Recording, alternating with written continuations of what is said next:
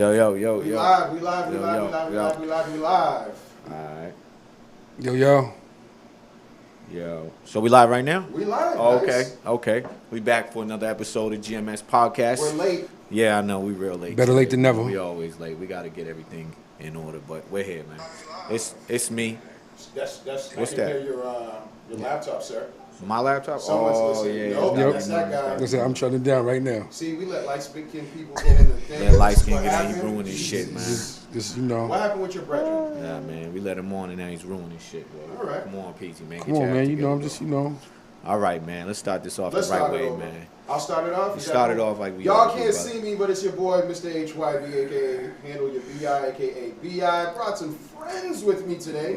But before we do that, let's start with my guy, my brother from another mother, my brother-in-law. Yeah, what's going on? It's Fly Nyce, a.k.a. Nyce, a.k.a. Fly Stink Since Airplanes, man. Get at me, man. We here, man. That's a new one, was but I tough. came up with it. I I do like like that that. shit. I like it. We don't have to I say like it. that. I like it. And then we brought another light-skinned brother.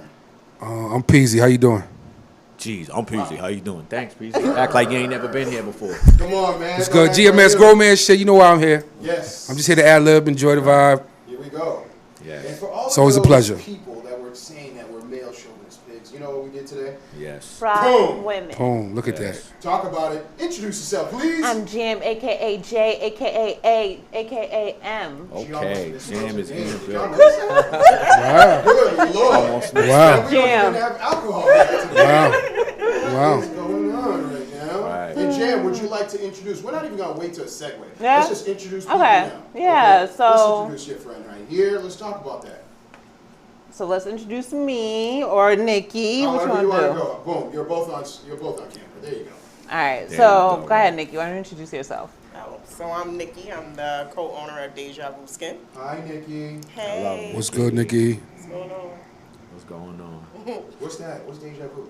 Deja Vu Skin is a family skincare line, and we make body products for the entire family, men, women, and kids. All right, so before we start off with that, I think it's great, but I'm gonna backlight, and I apologize, ADD. So you guys know me, so Right. we're gonna just be a little more professional. For Okay. those that are like, we can't see Cliff, it's because I didn't set up my other camera. Don't worry about it, okay? But back to Jam. Right. So All right. Jam, who are you? Besides my friend. I know. So I'm the owner, founder of Ideal Mixer. I It's got a that logo up, by the way.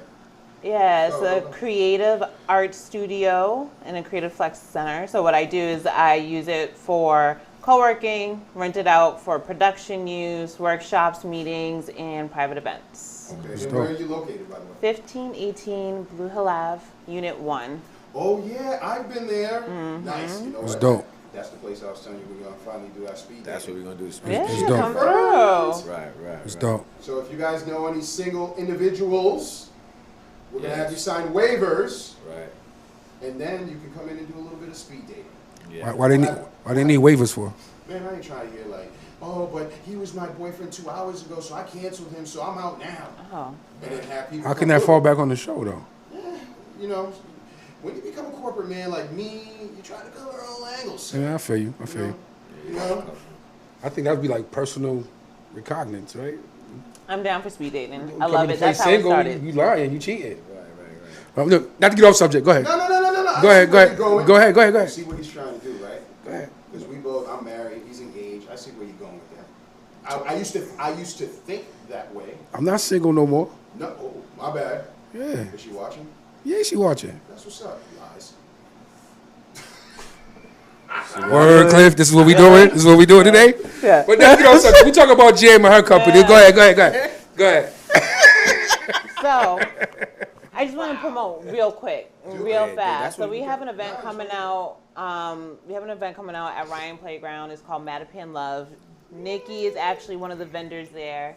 We're gonna have a few things happening. Cafe Juice Up, they'll be there. The Spat will be there. Their food truck. They serve Dominican food. How much? For what? The food? Just to come. It's free. It Wow. is free. It's an outdoor event, right? You know, it's She for the dope. culture. It's for the community. I love So, that for the culture. Just flex yeah, it, because I am who I am. Right. Yeah, I do you what know. I do. Facts. Right. We'll have Design Museum Boston there. They're actually going to bring like a mobile art gallery. So That's you can dope. actually go inside, talk to artists. We'll have Boston Harbor Islands there. They're giving away free tickets to go to one of their islands. We'll also have blue bikes. Afro. Blue bikes? Yes. Okay, nice. Afrobeat Fit, which I'm really excited about. It's like Zumba, but with Afrobeat music. That's dope. And Everyday Boston, they want to share stories so they can connect the city. So it's pretty cool. They'll have lawn games, more vendors. Definitely come out Sunday, August 18th from 12 to 6 at Ryan Park. That's dope. Okay, then. Don't forget the date or the Well, place and what or the time. We'll put it on the GMS page, Yeah, and we'll also definitely. put the link out there as well. Right. I want to give a shout outs to Jan because I just literally gave her a call. I think I was, my Facebook family know what I do when I'm on Facebook. Yeah, I'm in right. a restaurant. Right. And I was like, let me hit up Jam. They say, hey, Jam. You said And you I got did. embarrassed. That's how this happened. But I forgot. Oh. Yeah, I seen you go on a tirade about Barris. You had a horrible time at that show, It huh? wasn't that I had a horrible time.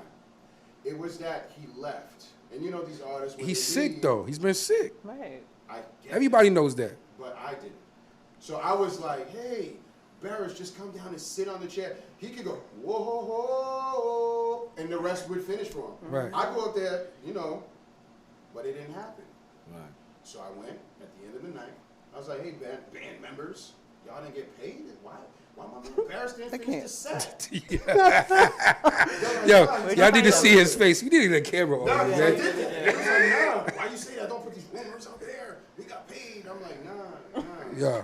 Tell Barris to come on with it. Come to Hyde Park Health Associate, 745 River Street. Come see Dr. Bonet. Get better Right. and finish your set. They didn't like that. Little plug. Like that. Literally. Not amused. Little plug right Not there. amused. He was trying to promote. Well, you want to just type it out across the screen while you got it. Go ahead. Yeah, later on. So, okay, I'm going to give the thing to Nick. All right, where we going today? Where we going today, man? Where you want We to got a start couple first? things. We got a couple things. Palu should be calling up any minute now. Okay, I got the Just phones spoke ready. to his brother. He should be calling up. I don't know if anybody's familiar with who Palu is. Little background, please. Paulo Tavares is a person that was allegedly involved in a homicide in Brockton. He recently had his case vacated and flipped due to some wrongful doings within the courtroom. An illegal stop by the officers led to certain evidence that they tried to hold against him, and he now has a new trial, and he's a friend of mine. I was incarcerated with him, and he's going to call up and he's going to basically give a little background on what's going on with him, his story, and a lot of the illegalities that happened in his case, because he's been incarcerated now, I think, over 10 years, and it's looking like he's going to come home because he didn't commit the crime. Jesus. So it's a sad, it's unfortunate story, but I figured we got a platform, so these type of things Need we to be bring talked awareness about, to. right. You know, he's not the first, he's not the last that type of unfortunate situation has happened to. So I just want to give him an opportunity to call up, man, and because there's people in Brockton that are aware of it, and some people don't know the story, and I don't want to put his business out there on social Hold media. on one second. I think we got a call here. It's Hold on probably a second. him. Let's set it up. But continue as I set that up. Yeah, like I said, there were people that when I shared the story, there were some people that were saying things, and they tried to get me to engage in conversation about the details of his case, and I wasn't trying to do that without any permission from him. So word got back to him through somebody that had seen it on social media, was like, yo, Nyce is showing you crazy love. And he had his brother contact me, and he was like, yo, Nyce, I appreciate the love, man. I heard you got a podcast, and if you I said, yeah, I want to bring you on a podcast, so people can hear your story and they can see what's really going on. I'm not in any position to put your story out there, so I figured let him do it, and that's really what I want to do, man. So I want to try to let other people as well, but he's somebody that I know personally, and I want people to understand his story. So, hopefully we can get that done. And I want, if anybody's here, I want y'all to, if y'all got some questions to ask him or whatever, feel free. I told him that we're gonna try to let him put his story out there, but we'll ask him some questions too. He's only going to be able to divulge so much information because his case is ongoing, and he can't say too much, and I don't want him to say anything that could hurt him. Right. So But you know, it's a serious topic. You know what I'm saying? We joke around a lot on here about certain things, but we talk about some serious shit too. Yep. So this is something serious, man. And it has to do also with a lot of things that DAs do that they shouldn't be doing. You know, they do a lot of things that are just illegal, and then the big problem is there's no repercussions for anything that they do. They don't get disbarred, they don't get charged, they don't get nothing. They're just So it's been about conviction rate. yeah. Basically, it's for their conviction rate, and it's an incentive to incarcerate people, and then on top of that, to do things that you know you shouldn't even do, or withhold evidence, or fight against somebody that you know the evidence is pointing to that this person didn't do it, but the only thing you're worried about is securing a conviction. So you have people sitting in prison that come home like Palu after 10, 12 years. When I was up there, I seen someone come home after 35 years Right. for something that they didn't do. Right. You know, that's crazy. When you're up there and you meet people and you're like, good Lord, yo, you did 35 years That's in just prison. two stories of the many That that's shit is out like, there. that shit is scary. Yeah. Like, I met men in prison that were locked up longer than I've been alive. Right. And I'm like, holy shit. I never even thought of me, because you hear about it. Oh, he got 30 years. I never met nobody who's like, Right. you survived doing 30 years? I'm like, yeah. You know, so, and then you meet people that, like I said, somebody I know got home after 35 years for something that they didn't do, bro. 35 years. Shit's sad, bro. And it's like, you know, there's, If I could put real quick just to the group, what do you guys think, especially to, you know, our new guest here? Do you feel that people that unfortunately get involved or get convicted or are even affected with, like, say, gun violence, do you think that economics has something to do with it? Please feel Always. free to just chime in anytime. Yeah, I think that has a lot to do with it. It's unfortunate that it's like that, and one thing I wanted to say is backtrack about the DA. They're supposed to be using ethics all the Right. time, but everything that they do is unethical. Supposed to, keyword, supposed Right. yeah, he said he called up, the phone wasn't working, bro. I'm on here. You want to test it? We can test it. You on the phone? I'm looking at it. I don't see anything. Oh, he said he called up, he said Google wasn't available. Let me try it. But nah, continue though. But yeah, go ahead, though. What were you saying? I was saying, like, with lawyers and the DA, they're supposed to have ethics. They're supposed to go by a code. But every last one of them are unethical because they don't care about Right. anything. All they care about is their conviction career. rate. Yeah, And especially it doesn't matter DAs. whether you're innocent. They don't care if you're innocent or not. Like, that doesn't Especially mean DAs. anything to me. Right. If they see one detail where they can figure out how to make you guilty, they're going to do it. Yeah, yeah, that's the problem, because they get promotions and things of that nature based on their conviction rate. Very much Not so. only that, it's just like private companies, right? Like in jail, from the food to the blankets to the, like those Yeah. are private companies that are getting paid. Right. That's the Tons of piece, money. They take their piece off. right? us. Right. It's a big industry. It is. in It's the a whole whole. bunch of people. Yeah. The profit is from, like you said, clothes to food to warehouse The jobs, medicine, pharmacy, medicine. right? Like all that. It's like a big business to keep people locked up. You guys seen the 13, Yeah. right? Yeah. It's just like that. My thing is like reentry programs. Like when they're out, then what? Right. There's How can they integrate back into Yeah. society? There's really no. I was reading a book when I was upstate, and it was a book on forensic psychology, but it was on criminal behavior. And they've done studies around the world, and they found that the prison system in general, in America specifically, is punitive. It's not rehabilitative. It's punitive. They found out. So, and the funny thing is, ironically, they call it Department of Corrections. Right. What are you correcting? Nothing. Nothing. Why do you call it the Department of Corrections if they've done studies and it's all punitive? What are you rehabilitating? And then you have countries, I think it was Russia, that they will not let someone be released until they know the person has housing and employment. Right. Oh, yeah. Exactly. Right? Mm-hmm. And Makes it's like, sense, doesn't it? Right, it makes sense, because they don't want people going back into society committing crimes, and they're trying to give people a second chance. And it makes you wonder, like, you look at like you said, the privatization of certain prisons and companies that are involved. And I didn't know if Russia had anything like that. I don't know if they have it, but I would guess, seeing that they're not trying to have people come back to prison, there's probably no money in the business over there. Yeah. So over here, there's money involved, and when you have that, that's an incentive to incarcerate people. Of course. Right, and when they get out of jail, me working in the housing field at one point, Yeah. you don't be, if you have a felony, you can't even sign up for housing. Yeah. Or you can't sign up for certain services because you have a felony or you've been to jail in the last 12 months. Right. Right. Which a lot of people don't know. 12 months, you don't even have to be a felon. If you were in jail the last 12 months, you don't qualify for a lot of services Right. You don't. to help. Right. So a halfway house is really it's not doing you any good. It's just somewhere for you to go and sleep. Yes. They don't And help you with anything. Another thing too, I don't know if you guys ever read the book.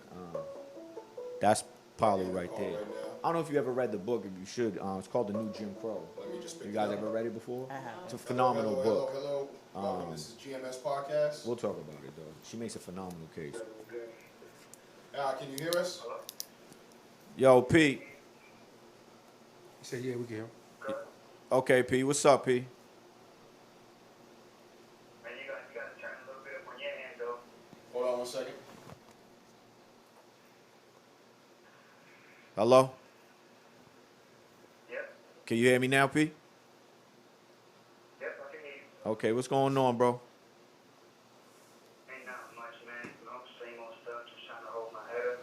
Yeah, exactly, brother. I already kind of introduced you, man, to the people, and I kind of put a little bit of your story out there about what's going on, but I want you to put out there what's going on, who you are, man, and what's going on, because like I told you on the phone earlier, bro, I really don't want to put anything out there that you don't want put out there. It's kind of hard to hear you, bro. You can hear me now? Yep, you sound clear. Okay. Yeah, I want you to put out there what's going on right now with your current situation, man. Just like I told you on the phone, I didn't want to put things out there that could either hurt you, and I didn't want to put things out there that you didn't want put out there. So I want you to put things out there and what's going on right now, man. Yeah, you know, right now, man, it's a tough situation, bro. Whatever you want to do, you can do for me, because I know you got my best interest at heart, you know? Yeah, absolutely, man. I know the newspaper article said that there was some illegalities in your case with the officers, and there was some evidence in the case that should have been suppressed that wasn't suppressed, and it led to pretty much your conviction and a couple things that they did, bringing up old past charges on you Hey, like, and things of that nature. I hate to cut you off, but it's really hard to hear you, bro. Hold on one second. All right. Oh, it's because I'm way over here, so he Go can't. ahead. All right. Hold on, P. Yeah, P, can you hear me better now? Yes, I can hear you clearly now. Okay, yeah, it was a little far away. Yeah, bro, like I said, the situation with the case in the article on the newspaper, it talked about the illegal traffic stop and how when you went to court, you put a motion in for that, and the judge denied your motion to suppress, and then they allowed certain evidence into your case that should have never been allowed in the first place. They brought up other charges that had nothing to do with your case, and now basically the Supreme Court ruled in your favor and granted you a new trial, correct? Correct. Okay. Yeah, man, it's crazy. You know, like you just mentioned, man, they denied it at first, man, and the judges made up some errors ruling, you know, just to back up his argument. But you know, as you go back and I look through the transcripts, I discovered that, you know, certain things were just errors. So I brought it up, and these people, once they realized that there was an error, they had to shoot it back. So, like you said, it should have never been introduced into my trial. Correct, right. And they also brought up some things from your like old cases that had nothing to do with your trial in the first place, right?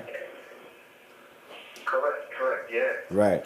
So it goes to show a lot of the illegalities that on the DA's behalf as well. Definitely, when you the illegalities, man, there's like 3 of them, man. basically sworn as prosecutors and all of them to protect us, right, from, injustice. If people are basically doing the wrong thing or harming other people, they're the ones that are actually doing the harm.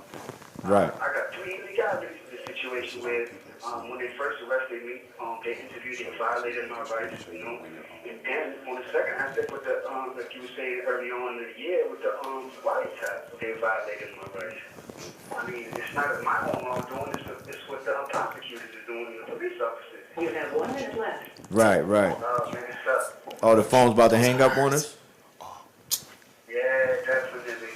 All right, well, Pete, what I'm going to do is I'm going to have you, if on the next episode, you're going to be able to call back so we can finish that?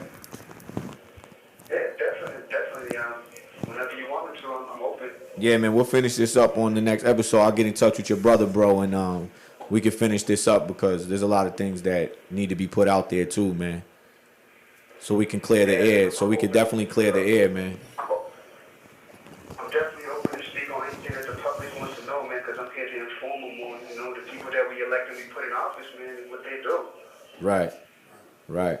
I know what they did, man, and that's what I wanted to talk about. And we're going to touch on it even though you're going to have to get cut off, man. I know the phone's going to go off, but we still going to carry the conversation on, and we're going to try to bring awareness to people, too. What's that link you wanted me to have, bro? Thank you for using security. Goodbye. Yeah, man. But, yeah, that's what I was trying to talk about. It's exactly what he was talking about. You have people, like you said, that were sworn in under a code of ethics, right? To protect people and make sure justice is served. And you have people like him sitting in prison right now. Right. Who's like, man, they did all types of illegal things in my case. And it was basically to secure a conviction. Of course. So you have these people that are knowingly doing things that they're not supposed to do. And what's the point of making them swear under a code of ethics or anything? What's the point? You incentivize these people to incarcerate other people just for a promotion. So there's no integrity. Yeah, there's no You have integrity. lawyers that are not gonna do it. Then I'm not for it, and they lose their job or they don't get put on cases. And then you have those lawyers like, I'm gonna do anything. Right. I'll get paid to do whatever you want me to do if it's gonna make me famous. Yeah. And they'll do it. So they don't care anything about the ethics at that point. It's like one hand washes the other some kind of way. It's like, oh, I'm gonna give you this evidence, but we're not gonna let you have this. The prosecutor have this, or the DA, anybody else have this. This is just between us. Yeah. We know that they're innocent. I definitely believe that certain lawyers sell people out. Very much so. Believe that. There's client nothing. A lot of lawyers won't admit that though. Like I've had lawyers, every lawyer I said that to, they're like, no. I'm like, come on. You give up certain people to get other people off or whatever. And that I believe is usually with more public defenders than anything. I think paid lawyers, they go in there and they're paid, they make a lot of money. They're not trying to sell people out. But the public defenders, they do that. They're in there. They're in cahoots with the DA and things of that nature. They go in there and talk about it, and they're not supposed to talk about it. Well, this is what he told me, and this is what happened. And right, and they're definitely trying to get you to take a deal. They're not even really trying to fight for you. They're trying to get you to take a deal. And I read an article one time that says there's a lack of public defenders to the point where they did the math that public defenders have close to 300 cases a year, and it only gives them 7 minutes per case to prepare. 7 minutes. 7 minutes. I can even make a sandwich in 7 minutes. That's what I'm trying to say, right? 7 minutes. And then you expect people to go into court. Right. Especially if somebody has no money, right? You have no money, right? And then you go into court and they're like, okay, this is what they do. They pretend. We're going to give you a lawyer. We're going to do you a favor. We're going to give you a lawyer. They actually charge you for it. Right, yeah. And then they say $100. Right. $100, $150, whatever, right? And then what they fail to tell you is we're going to give you a lawyer that is overwhelmed already. There's a shortage of these lawyers. And this lawyer literally has about 7 minutes to represent you. And this is why the lawyer comes to you and goes, listen, man, I think you should take this deal. Yeah, of course. Even if they don't do it intentionally to try to get you to, they're literally doing it either way because they just can't, they don't have enough time. They're overwhelmed. They're trying to get cases over and done with. So it's like, people are like, oh, innocent until proven guilty. Innocent until proven guilty. How are you going to go in there and get a fair trial? How are you going to get any fairness in a system where they're just, here you go, take this. Take this. That's not the design of it. Right. And then you were saying earlier, it's the incentives to just incarcerate people and the money and everything that goes into it, man. So much, it's so much bullshit. Yeah, it's so much bullshit. They'll build a prison before they build a school. Right. Or somewhere for homeless. So with that being And then said, ICE, come on. so with that being said, what do you think we as people that are on the outside should be doing to kind of help people in these type of predicaments? Like, I understand, like, it's good that we're, trying to shed some light today, but I think there has to be more. There definitely has to be more. There has to be more awareness brought to it. Programs. Right. Seriously, like if you even think about where we are right now, we're in Hyde Park. I'm in Mattapan. Like, there's like farms out here. There's artists out here. There's the things that people can do, but it's just that the programs aren't set up. Yeah. Right. Why like, is that, though? I have no idea. Why? I'm always asking Funding? why. For me, Funding I and don't it's not know. intriguing though. What do you mean? What do you mean? Explain. As far as you talking about like capturing the youth's mind to go do that type of stuff. It's just like a type of program where when they get out, you know what I mean? Oh, yeah. You can like help them. I can only talk about the get out piece instead of like the get in, right? Right, There has to change somewhere. Yeah. Right? So you have to like pick and choose your battles. Right. Right. So that's like my thing is like, okay, well, when do they get out? Because they could go back in. Right. You know what I mean? So it's like, how can you catch them when they're out? That's my thing is the community-led Yeah, programs. and the recidivism rate isn't exactly low. People tend to go back, especially like I think within 1 to 3 years of their release. It's a good percent. I don't know the number off the top of my head, but a good percentage of people return back to jail, or prison or whatever it was. It's because a lot of people they end up taking deals, and then with the deal, it's never just like, okay, when your time is done, right, you get to go free. No, they're like, all right, you do this time, but then when you leave, you're also on probation. So you're not technically free. You're just finishing up the remainder of your time in society. But not only and then that- if you mess up, they're like, oh, yeah, we take you right back. And when you take that deal, you're a felon. And then what's on that Right. job application? Right. Oh, okay. Yeah, Right. and that's why I was telling you about that book. Right. Because this is what she made me understand. I was reading this book and I was like, oh, shit. She painted it, and it's all facts, too. This isn't even like just a theory. She literally uses facts to support this. Felons are literally second-class citizens once they're returned back to society. You're literally a second-class citizen. It's literally legal discrimination. It's a legal form of discrimination. You could go to college. You could get a master's degree, you could get a PhD, and you could have every credential that this job wants, right? And then they can find that felony and be like, yeah, but I'm not hiring you. And they'll literally tell you it's because of this felony. Right? And it's no different than back in the day when there were certain laws that were to keep a certain group of people down, right? They could literally tell you back in the day, oh, you're black, we don't hire black people. Oh, you're Spanish, we don't hire that. It's a legal form of discrimination. They just took it now and they said, well, we can't say, you can't hire black or brown or Spanish. You can't say that anymore, right? But what we can do is we can say, well, we don't hire felons. Well, who is the majority? You have a lot of black and brown people that are being incarcerated, right? Especially when the 80s came, the war on drugs, which was a bullshit scheme to attack black and brown people, right? Because the white people were doing drugs at the same rate. They just chose to target these people. So what they did is you incarcerate them, and then they come home, and they're like, well, yeah, you're free, right? We can no longer discriminate you based off the color of your skin, but we can use this now. Exactly. We can use this. And that's why I always tell everybody, yo, read the book, The New Jim Crow. Read it, because she makes a phenomenal case. Do I think that she kind of justifies a little bit too much of why people go to prison? I think she goes a little, and I'm a felon, so keep in mind, I was just reading it going, I feel like you kind of make a little bit too much of an excuse, because being she kind of justifies, like, she doesn't really put too much responsibility on people going to prison for their own choices. It's almost like you go to prison because of this, and I'm like, nah, there's got to be accountability somewhere. There's got to be accountability somewhere. And I feel like in the book, she kind of strayed away from like just putting a certain amount of accountability on people. Well, you know what? You gotta. There's just accountability's got to be people there. more a victim of circumstance. Yeah, it was that. And the thing is that I've been incarcerated from when I was younger all the way up till I was older. And one thing I can tell you in prison is is a lot of people that are there because they're not innocent, bro. You know what I'm saying? Like they're 100% guilty for what they're there for. Doing. Right. You know what I'm saying? And it's like 90. I'd say probably 98%. Right. How many of us? Let me ask a question just to kind of survey the room. How many people know someone that's close to them, not just know someone that like a family member that's currently incarcerated? Oh yeah, cool. Okay. Me. All right. So with that being said, listening to what we just heard, we heard this young man in there. He obviously was very humble. Yeah. He's appreciative of just this little thing that we're trying to do for him, just to enlighten people. But, and then you're saying accountability as well. But I always feel like it's like a melting pot. It's like a gumbo. I think you do have individuals that are... There are, it's accountability for the most part, what Nyce is saying, but there's circumstances where people are at the wrong place at the wrong time with the wrong people. Right. And make the wrong decisions too. But they was down for their people.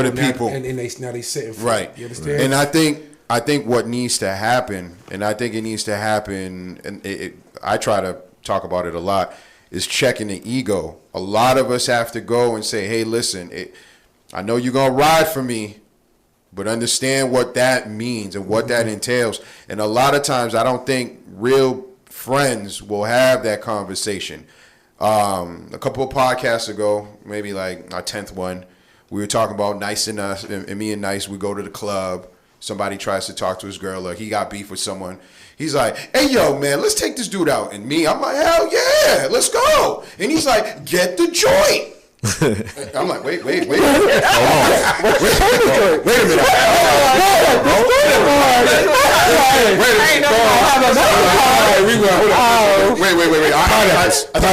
thought you wanted to beat him up. I thought you. You heard Jam? She said, what kind of joint? This joint? You know what? That's better. Yes, that's what I thought. Right. So the Canadian in me came out, and I was like, I'm like, nah, listen, you know what? I'm going to Uber home. I think I have some homework to do. Something. No, but seriously, how many of y'all... It's true. You know what I mean? I'm trying to poke fun because that's what I do. I try to make joke of it so people can be like, you know what I mean? But like that happens where people are in situations they're like, oh, and not to go to the left, but then that creates, Tekashi 6ix9ine, like people that got a snitch. That people were like, damn, I didn't know this was the type of situations. Like, I don't know why. No, but you do know why. You do know why. Because I was not man enough, or my ego wouldn't allow me to say, hey, Peasy, listen, I know you want to go beat it up.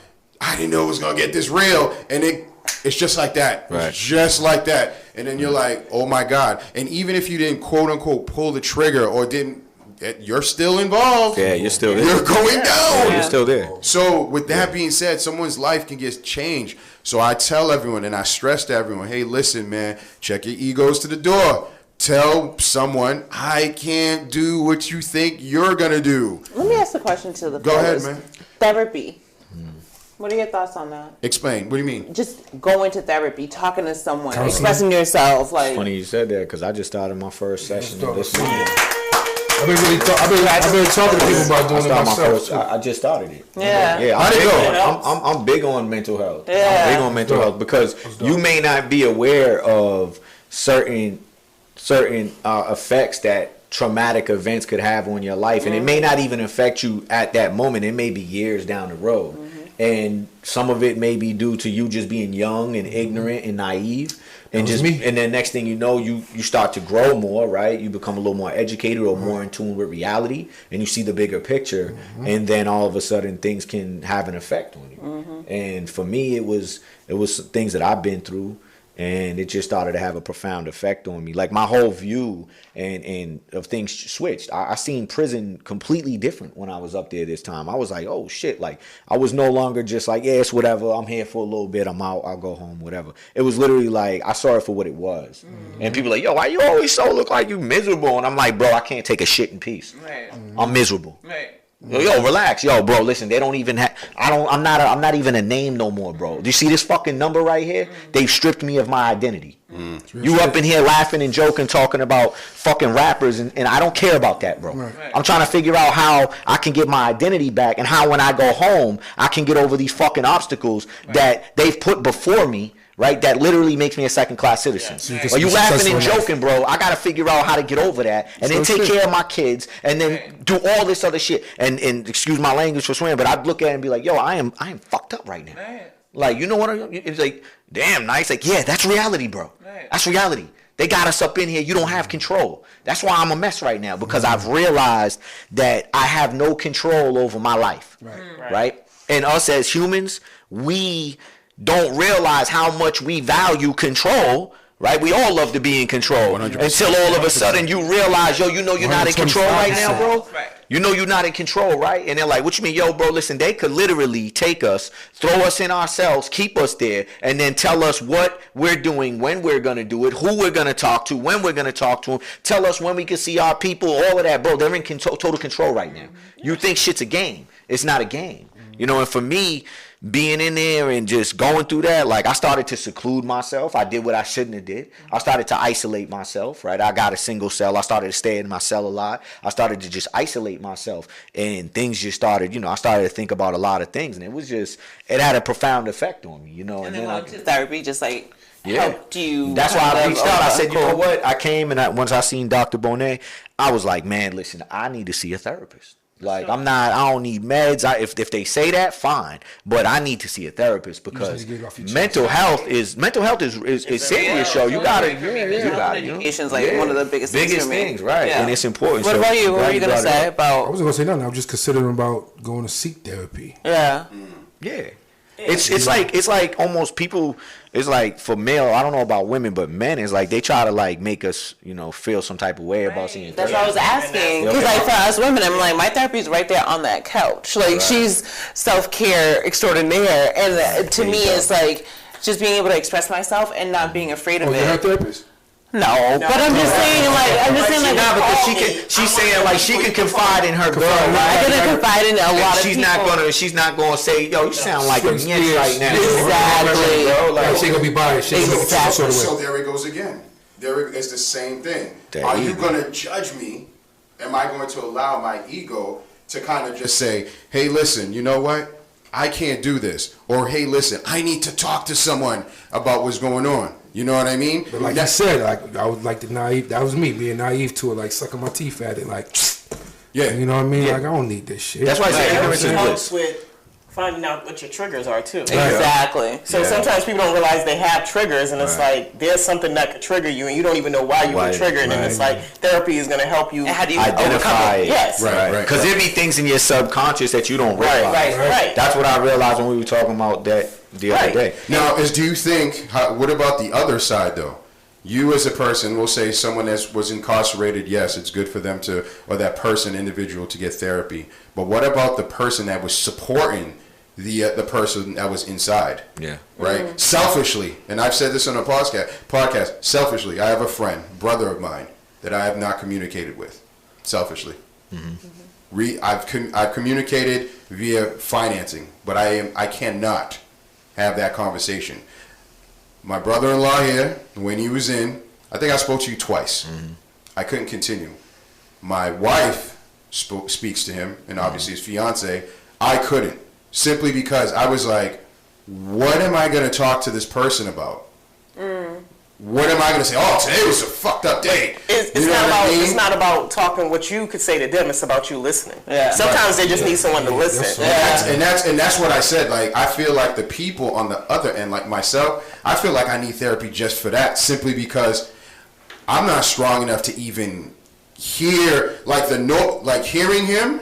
And hearing the people in the background and knowing that the call is going to end. I know. That you're hearing like, okay, when you go, you still got to keep your head on a swivel. And people like, I know people are probably hearing this like, man, what is wrong with this dude Cliff? I'm telling you, this is how I feel. Like my little brother's in there. And he's fighting right now. Like, you know, he's fighting for real just to avoid things. Right. So the families, to me, should also get therapy. To me, it should be kind of like a combination. I think when the person comes out, there should be mandatory therapy. It's definitely a situation, man. It is. And it's traumatic for the family. It's not just traumatic for the person that served time or for the significant other. It's like it affects everyone. Right. So everyone needs some therapy so that they can deal with the situation and how to make each other better, not just the person that was incarcerated better, because it's not just them. No, it's not. Are you guys getting therapy for your significant or your friends or people that you know?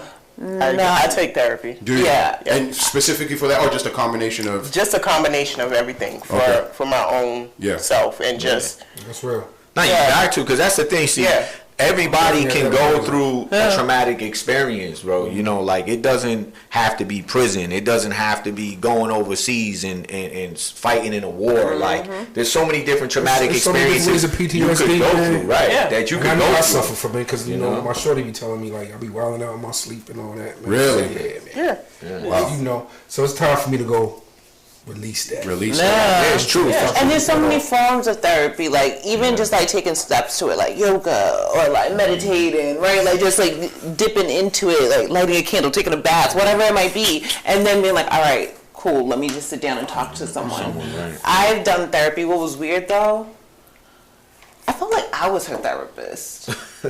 I kid you not. Nah, keep it real, because that's how I feel sometimes. You not. And that's the thing. It's like you have to find the right one. It's almost like, so today we're talking about potato salad. It's like if you have one bad potato salad, it's like I'm not gonna eat potato salad ever again. Right? So right? It's like, so you kind of have to like keep going. It's almost like dating in a way. Right. Yeah. And it's a relationship. It's definitely a relationship. It's a relationship. Until you find one you're comfortable with. Right. Like my therapist at the time, she was just telling me, like, at first it was like me telling her stuff. I was like, cool, all right. And she was helping me navigate. She like even gave me some good pointers, like whatever. But then it just flipped, and then she started telling me about her like relationship and like how she met this dude and this. Someone hit her up on Facebook. I was about to say, because you there for you. Right. Then I had to show her how to use some features on Facebook. I would have just told her, like, hold on, we're not here for you. I'm too nice though, because I was like, all right, so you see this like, you know what? I like the way she deals with shit. Matter of fact, I met this guy. Well, how would you deal with that? I was like, hey, for your time, okay, like, okay. So I'm gonna segue. So you guys were talking about, as far as candles, we were talking about soaps, we're talking about lavenders, different things, and we have a vendor here just to bring it back, because I'm here just to kind of just. Soaps smell phenomenal. Ooh, I saw you sniffing. Yeah, let's talk about it. So give us a little, again, more background on one, why it is that you do what you do, obviously besides money, but just give me a nice little feel-good story about your product. So the reason why we started this line was because we seen that the things in the store just wasn't working for us. We were breaking out. Kids was breaking out. Now, when you say we, the family? My family. It's a family business. Okay, great. So it's myself, it's my other half, it's my daughters, and it's my niece. Nice. That's dope. My daughter and my niece name everything for the kids line. He names everything. He creates everything for the men's line. I have nothing to do with the men's line except I promote. Nice. He doesn't give me that much. Yeah. We gotta talk. We'll talk about that. We'll talk about that in our session. But for the women's stuff, I have full control. I have full control over everything, because if I don't promote it, it's not gonna sell anyway. Okay. Right. Yeah. That's how it is with anything. So when I'm out vending, even though it has the men's symbol on it and he names it and it's his, it's still mine because I promote it. Okay, so I'm going to throw it back to Jam. So Jam, can you explain to me, one, how did you guys, how did you find this great person with this great product? How did you come? A mutual friend. Joined by the Root. She's a floral designer. She creates like these insane, beautiful designs. Gorgeous. Like gorgeous. One day she's like, I got this box and some rocks. And I was like, girl, do you think? And like it was like this beautiful thing. So she they go to the same church. Okay. And then she came to the studio and she's like, I'm Nunu. Nunu? Wait, from the like, new. Meaning like, did y'all know who I was thinking? I was thinking about the other Nunu. James Bond. What was that movie? Nunu? Lauryn Hill? Not Lauryn Hill. No, I know what you're talking about. Lauryn London. Yeah, what was that movie? I'm sorry. I know, I was going to say it. Sorry. No, but she came by the studio, we talked, and like, we just vibed. Like, and then we did like one pop-up, right? And then I came back in, I was like, hey, let's like do some videos and like let's just figure out some stuff. And yeah, we just been rocking ever since. She's like one of the best supporters that I've had starting out. There's so many supporters, like don't get it twisted, I don't want any messages. I'm just saying like there's been times where I'm like, pop up, and she'll be the only vendor. There's like no one coming in, and she's like, and I'll be there next week. Okay, and she doesn't have to. So I have a question, 2 things. One, I need you guys to remember competition. We'll talk about it in a second, but more about the product. It looks like you have these guys' attention because they're just sniffing and smelling. Shit smell good. That's a fine way to say it. What's that one? What's that one? This is. So I might have to. You need to say someone got it already. These soaps, right? I like them. These soaps were in the studio, so when I get new soaps, when we make new soaps, and this is a candle. We give her a whole box of every last one that we make. Okay. So if it's 26, she getting 26. This time she got about 18 bars of different soaps. How much of each soap? Each soap is $10 or 3 for $25. Okay. And they're 6.6 ounce. That's our signature. We don't do 4-ounce soap bars. Really? Okay. Yeah. Okay. I like this one. And you can use it on your hair. Wait a minute. Yes, hair. Wait a minute, because I'm black. In your face. That'll dry my face out, no? No, we're not. No. Let's talk about This is triple butter. There's no drying. That's what I'm saying. We're not. You can read, like, just for instance, give him 1 bar. Please give him 1 bar of soap. Which one? He liked the blue one. Let me see the one Nyce, because Nyce had that smile. I ain't never seen a smile like that in a minute. Good. You can throw that. We're good out here. It's good. That's the one right there. So if you look at the back, you could pronounce everything in our soaps. We don't have very many ingredients. You don't need 16 ingredients. Olive oil? Really? Yes. Extra virgin. So it doesn't dry out your skin. So people don't realize that when you don't have the oils in the soap, your skin is being dried out. So Dove, Dove is Dove. Everybody like Dove. I like Dove. I ain't gonna lie. All right, but if you use this, you ain't gonna buy Dove. Really? Wait. Let me ask you a question. If you use this, you ain't gonna buy Dove no more. Yeah, she should be flexing. Statement. We're gonna talk about how you're going to Vegas. Humble flex later on. But I do have a question because my wife always says anytime you buy soap, you want to test it on a certain part of your body.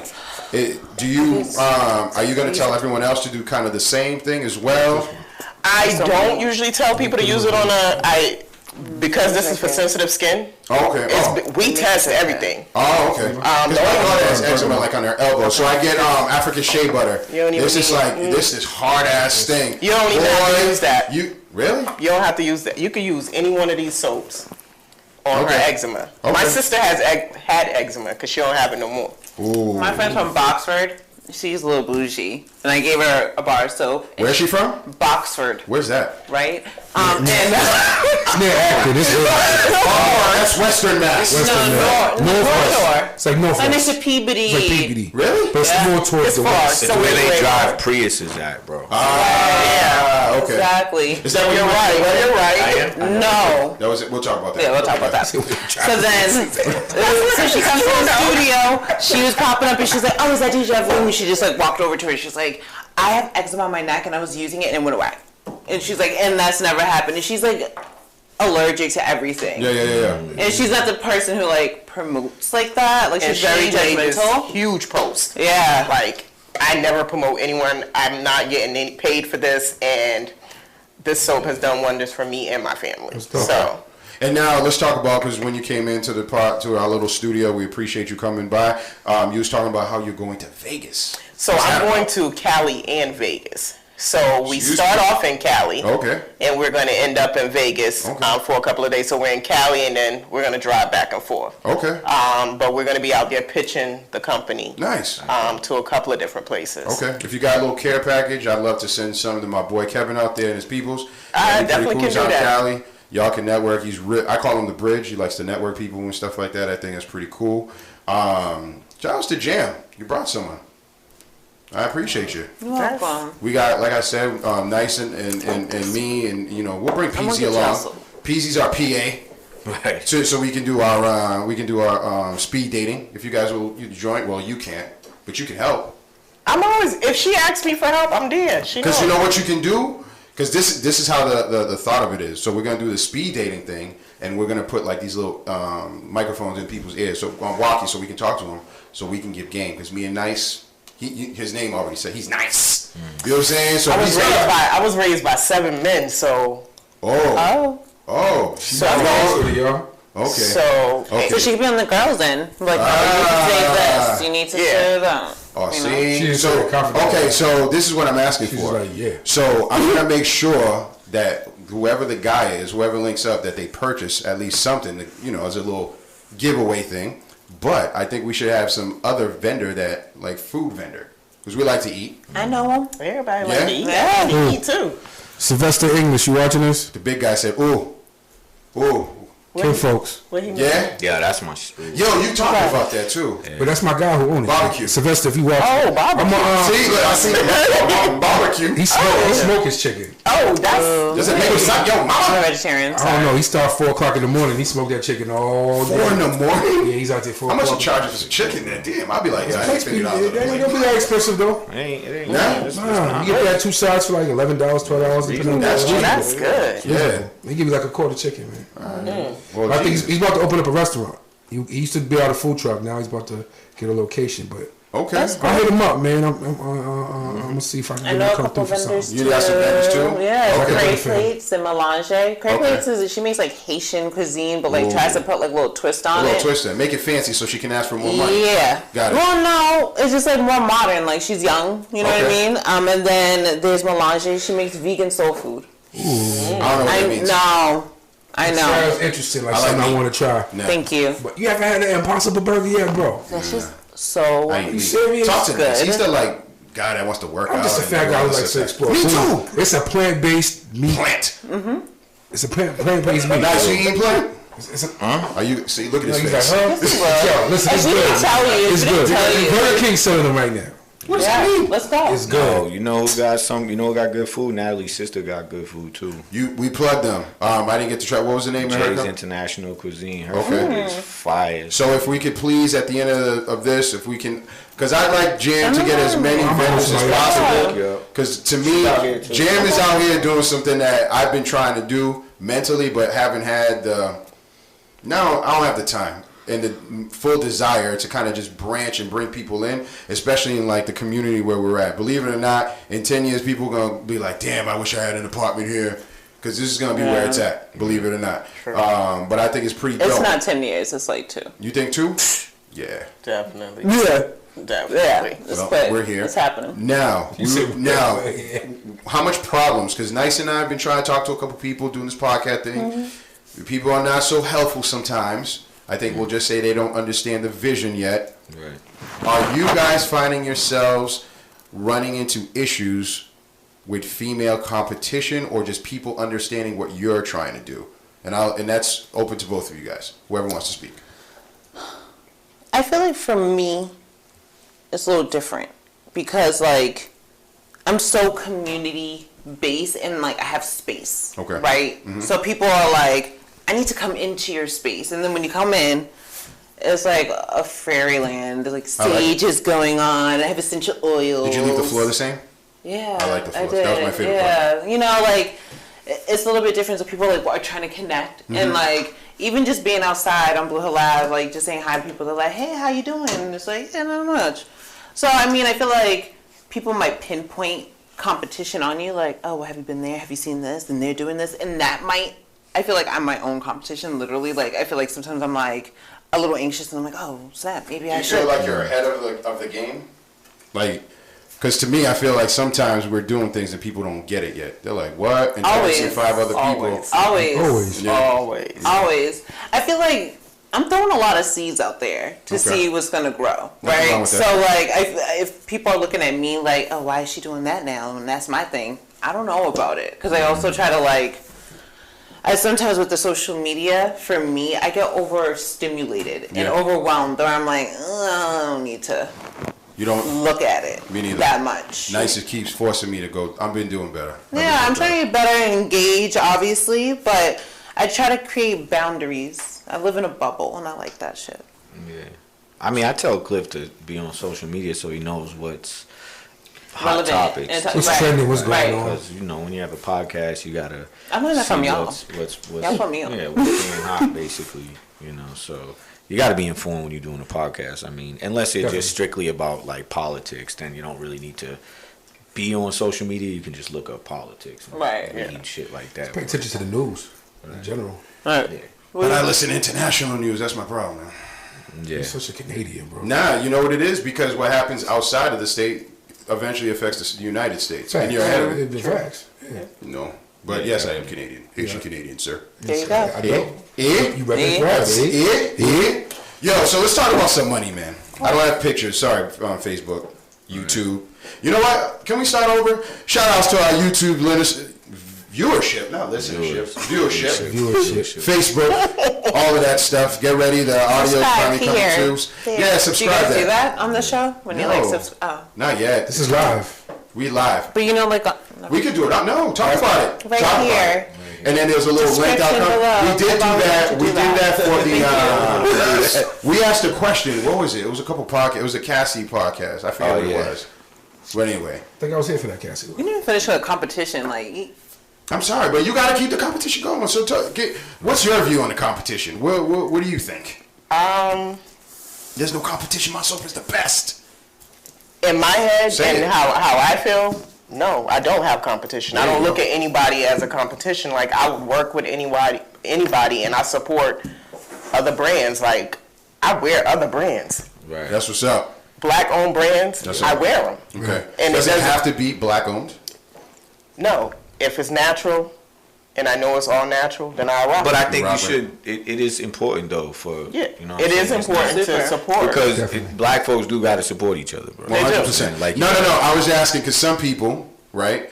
Like I get it. Obviously, I'm black, and people are saying, "Oh, you just have to. It just has to be black." Right. I'm not a believer of it just has to be black. I'm a believer that the product has to be right. Right. You know what I mean? It has to make sense, right? Yeah, I'm a black-owned business. I don't target black. I don't target black people. My soaps, my product, my line is for everybody. Yeah, smart. So it's like, yeah, I'm black owned, but I'm not black targeted. Right. Good. That's what's up. So it's a difference. There are companies that are black targeted and not even black owned. Are you getting love from African Americans or minorities in general? I get love from everyone. That's a beautiful thing to hear. It really does. Everyone. It's like all over the map love. Like, you have an infectious personality, so. That's okay. You like that? Yeah. So black people spend good money though. Black people spend good money though. Listen, you notice that's why Hollywood is doing what they doing now. Don't be fooled. That's why they doing all the black, the black actors. They putting them in certain movie roles now and stuff like that. Because Hollywood and them elites, they like, yo, black people spend a lot of money. We might want to start catering to them, yo. No, they're serious. Like if you notice, I watched a video the other day. Dude was breaking it down, and I was like, he's actually right. Like black people are big spenders, bro. Like they're like, I forget what he said. If like they were like, we're like ranked number, it's like one of the top 10 in spenders. He was like, so if you think like that, it's coincidence as to why Hollywood is making all these new roles and putting black people in them. He was like, it's to get your bread. We're one of the biggest spenders out here, Definitely. because they already done got all the white people money. Like, well, now let's start targeting black folks. Let's get these guys. And that's what they're making money now. Yeah. So don't be fooled. It's not so much just about progress. Just look at hip hop as a whole, man. There you go. And then when you go over and look at the dudes in the UK and all that, and how they hip hop is just they dress like how we dress. This is true. There's more appreciation overseas than it is over here. Definitely. Oh yeah, definitely. That's cool. So you're saying that you are getting love from the people, no problems. It's dope. You're going to LA. You're going to Vegas. How long are you out there for? I'm out there for a week. Okay. So when do you leave? I leave on the 22nd, and I come back on the 29th. Okay. Let me know when you need like T-shirts and stuff like that. Okay. Shameless plug. Not shameless. It's a plug. I'm trying to get some money too. Shameless. So I can pay for her. I listen to Shameless. So listen, man. I'm trying to pay for you for this $10 bar. Actually, I'm gonna get the $3. Was it 3 for $25? You said 3 for $25? No, I'll get 3 for $25. We'll get the 3 for $25. You know what I mean? it lasts for a while. But hold on. So Peasy, without you paying him, he kind of set you up nice on the table. I seen that. That's what happens. He's the PA of the year. I tell you, man, I ain't just doing my job. He's his PA of the year. I seen him setting it up, and I was like, "That's what's up." What's on the fancy? What's in the tins? What's in the tins? These are candles, soy based. Have you haven't smelled them? Okay. This one right is bomb. How much is this? Those are usually $12 each. Yeah, I might take this one home. No. It's already burnt. He needs to ask a question. Yeah, you can just have that one. He wants to know if it masks marijuana smell. It does. Ooh, he's a winner. We have a couple of them that do that. We have. So it relaxes you. Really? It relaxes you, and it Right to sleep. I need that. And it definitely masks the weed smell. And we tested it. Is there anything that would help us gentlemen? Because I've noticed lately, I don't know if you've been noticing that there's a lot of like different products. Like there's dude wipes. There's like bars so we could put in our areas so we don't sweat. Does your product provide these type of things? Yes, it does. What are these dude bars? I've never heard of this. You ever seen those? I haven't heard of those. Yo, I think. How does this work? I'm late to the party. I haven't done it. I haven't used it yet. But I saw the commercial. You know, I was somewhere in the air. We'll leave it like that for my corporate people that need to know my business, regardless of its legality, right? But I think you're supposed to just like rub it on the, your genitalia. It's like a deodorant. Deodorant. So instead of the shower powder that I like to use. So it's a nut stick. That's what it is. You need to hit them up. Word. I hope they don't hear this podcast. I'm about to copyright that shit. Word. The nut stick. That's exactly what it is. Y'all better collaborate right there. I like that. Nut stick. I'll support you. Make the jingle. You see America. You see America's not just black and black supporting black and white and all colors supporting each other. Yes. That we've just come together here at the GMS podcast and he created the nut stick. We created the nut stick. And I was gonna say we were gonna get Beyonce, but you got that falsetto. One more time. Okay, so we gotta shoot that. I got that. I don't know who we gonna have flying a nut stick. Nut stick. Follow us on Instagram. Just kidding. Let's no, seriously. Like the commercial should be something like, you ever go out on a date and the date's going really well, he's bought you a couple drinks, couple Cosmopolitans, you're feeling really nice, and you say, you know what, I'm gonna return the favor to this guy. I've been counting how much he spent. He spent about $200 on drinks. Yeah. We had some dinner. He actually walked in the park. I'm gonna give him a little bit of fellatio. Yeah. And then the guy says, hold on. Commercial. Hold on. And then Nick pops up with, I was a horrible female voice. but damn, thank you. Oh, I'm glad. Because I was so confused. But yo, it don't have to be, but we gotta keep it. It don't have to You know what? You're supposed to say pause after Nyce has a point. Go ahead. Go ahead. It doesn't have to be a female and a male. No. It could be. It's 2019. 2019. That's right. So okay, and then bing, have the stick pop up and say, Plastic. you were late on that. Plastic. And then next thing you know, she comes out with a smile. So yo, you know what I think is gonna be? I'm gonna tell you this. You know who the big number one consumer for the nut stick's gonna be? Who? The skinny jean wearing fella. 1,000%. They like this. What you doing? They got the nut stick. You know what? Forget this podcast. The nut stick. And they gonna put it in there. They gonna put it in Big business in the future. their man purse. The nut stick. It's the It's called a MERS. My boss has it. I like to refer to it as a satchel. It's I'm saying Nice guy. That's why he called it satchel. I do. Nice guy. That's why he called it satchel. satchel. Oh my God, my boss would love you.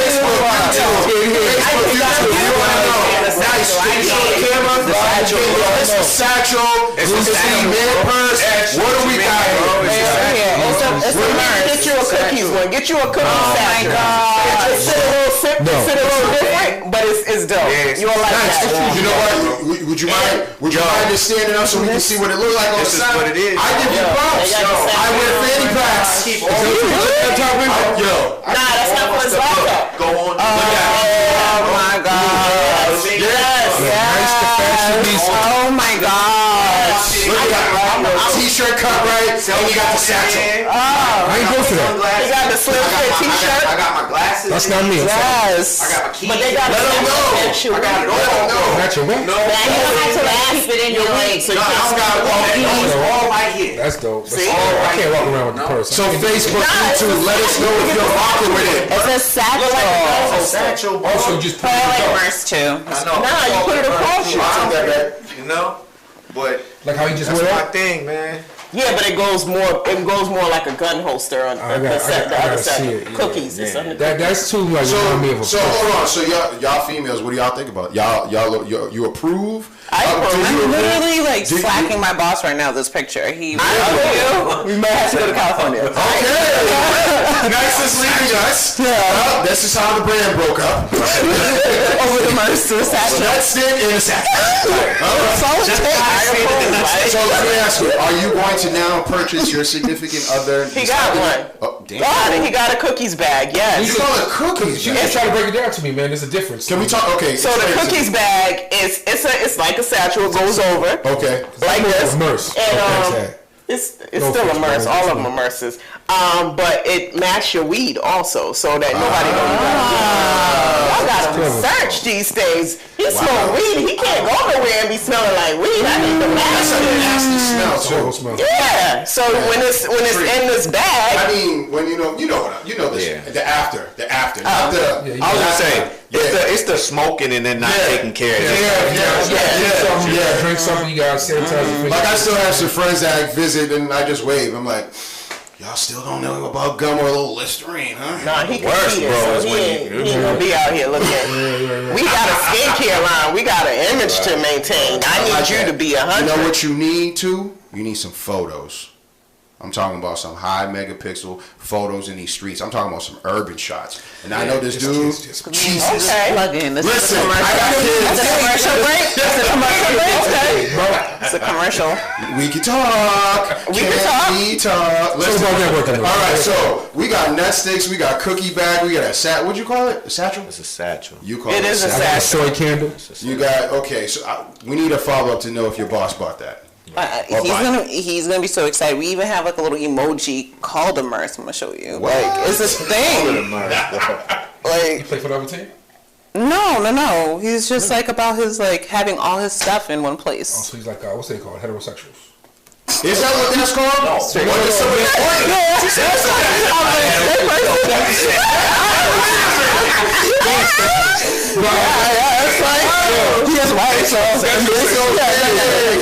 Yo, easy funny as hell. He's from the Bay Area. He's from the Bay Area. I love the Bay. You got a lot of people out there? I mean, work people. Yeah. Yeah. That's people. Yeah. You want those people. Yeah. Man, their house is like 750 something out there. Listen, the smallest little house will be like $1 million. it's And I'm like, crazy. it doesn't even have a door. Like, what? Yeah. But it's near the beach. Everything's all that, Joe. That's all that matters. How do I find it? Shout out to my boy Kev out there, paying a lot of money for his crib. For real. I love his spot though. At least he can do it. Right? Yeah, he's doing it. He's doing it. All right, so we kind of paid some bills. Hopefully, you get my money for this. They got a nice candle. Hopefully, a significant other, which we've confirmed today, will like that. You're like, wow, that doesn't smell like marijuana. It smells like this candle. Right. Your nut stick is going to be a big song. A hit. So I'm going to be by myself on the Only Guy podcast, talking to myself. So my question is, we talked about getting love with other people, like we just showed love. There's no beef amongst women or black people. I didn't say that. Oh. I definitely didn't say that. Then I said. Elaborate. We gonna get some soap tea today. I said I get love, but then there are vendors that are not mature enough to just be a vendor and support another black woman. Is it just vendors or is it just businesses? Do you think that? Explain. It's businesses. It's businesses that are not. They're not able to support another business. Boston businesses? Yeah. Really? Yeah. That's too bad. Like local? Like local or franchises? It's local. Franchises. All right, like what's his? Donald Sterling just said the other day. He said that, and I don't know if y'all know who he is. You know who he is before? All right, we all know he's our guy. He's the guy that owned the Clippers. Right. He told his girlfriend it's cool to hang with black people, just don't be in public. All right, that asshole. But anyways, he said something the other day, and I was surprised because I was like, damn, a couple of my mans that they're black and they agreed with him, and I was like, I think that he said it out of ignorance, but I'll tell you why anyways. But he said that black people don't support other black people the way that Jewish people do. Hello? Okay, people agree. I agree. Congress People agree, right? is proof. Okay. Now, I was like, yo, I think maybe he but then I also, because I follow this, well, not follow, but I listen to him a lot. Dr. Thomas Sowell, he's a professor of economics, and he was explaining in a video recently that I was watching on pretty much basic economics, and he was saying that when you don't have a lot of entrepreneurs within a certain community of people, it's very hard for those people to rise on the economic in the ladder of economics, right? So I thought that, I said, yo, maybe this guy right here is ignorant to how economics actually works and doesn't realize that. And I'm not sure now, in the video I did watch, this was probably in the 80s he was talking about this, so I don't know if things have changed, I don't know, but I'm like, I don't know if it still holds true that within the African American community there's not many entrepreneurs, right? So it's hard for people to actually help other people get somewhere anyways, and it just appears that they're not supporting each other, right? And I'm like, that's what I'm saying now. Is it just okay? Now I'm not going. I don't want. I'm like, I was saying that. Is it that, or is it really that black folks just don't support each other? I don't want to be the one to say it because I get crucified. People crucify. Yo, you're racist, yo. That had a racial undertone to it. I'm like, oh shit. So I just, you know what I mean? I didn't know. Fall back nice. You know, nah, that's what I'm saying. I don't. That's going outside looking at, so he sees it though. You're outside looking at, so he sees it, so he can speak on it. Why not? Nah, I kind of agree, but I kind of was something inside me that kind of disagreed. I think it goes back to the systematics stuff, right? So it's like, if we don't have it, then how do we develop it? And Metapan Love actually stemmed for that. So like they're talking about playing Metapan, identity, whatever. We're like, okay, it's like, why do you need to brand Metapan? And I'm selfish because I have a studio. I see all these beautiful brown, white, black people come through with their stuff, and I'm like, we just need to be outside so you can see us, right? Exactly, right? It's like we need to be outside so you can see us, right? So then we can develop. I would love to have another art studio right next door because then it'll just bring more foot traffic. 100. Competition is great. And Nyce, remember when we first started this, he was like, damn, there's a podcast that's kind of just copying a lot of the topics because we just kind of just hit real topics. We throw a little funny spin on it and we do some homework. And I'm like, it's cool. The weatherman's going to say it's sunny 82 degrees tomorrow. Channel 4, Channel 5, Channel 10. It's cool. Because at the end of the day, people gravitate to whoever that speaks to them some way, shape, or form. It could be through just a little bit of comedy. It could be just somewhere their stance on something, the way they wear certain clothes, whatever it is. So there's nothing we can do. But at the end of the day, businesses, real businesses with their shit, that they got their shit together, will succeed.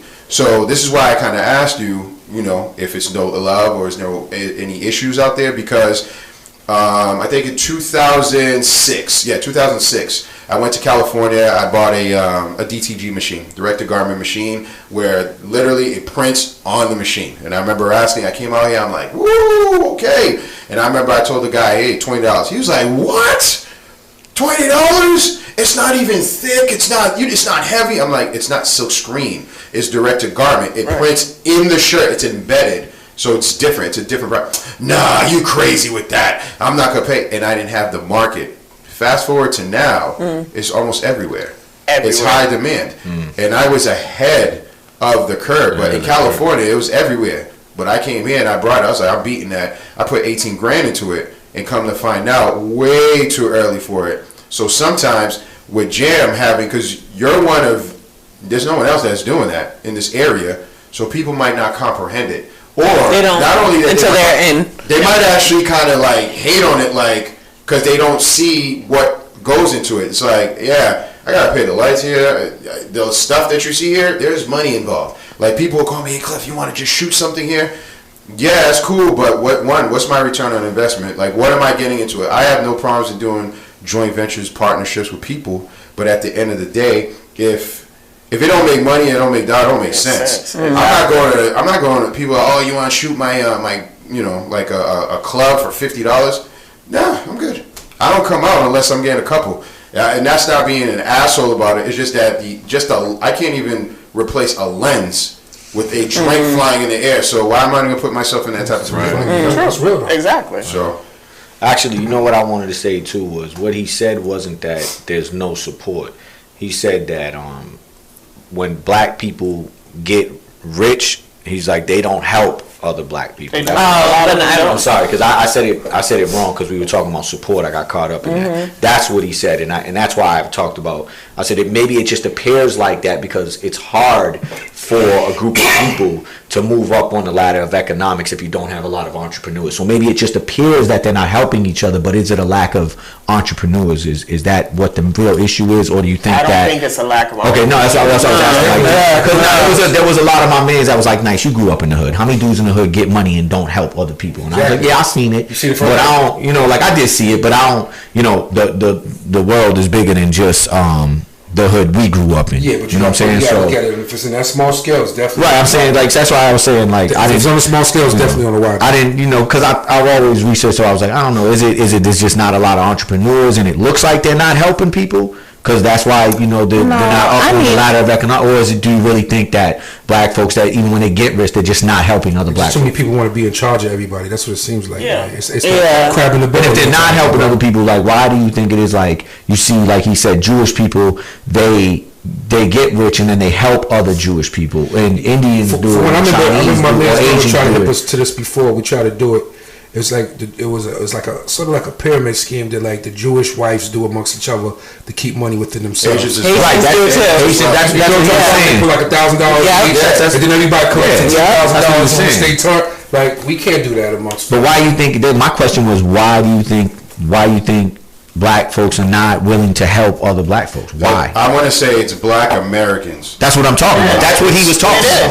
That's what he's talking about. And honestly, and we talked about this on the podcast. I think it's just the slave mentality that's still embedded amongst black Americans. You got to read the Willie Lynch papers, man. 100%. Read those. 100%. Which is why, and I don't want to go, because we have a segue that works perfectly with this, but I don't want to derail by just saying this. That's why we need to review. I think reparations need to happen. Before I didn't, but I think there's a way in which it needs to happen. I don't think you need to cut a check and let everybody. No, there's other ways. Absolutely, there's no way.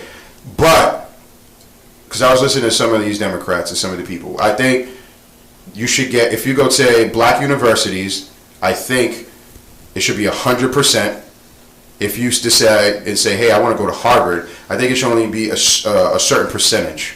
I don't think it should be 100%. And the reason for that, let's say my daughter, and I'm getting reparations so she will benefit from it or whatever, right?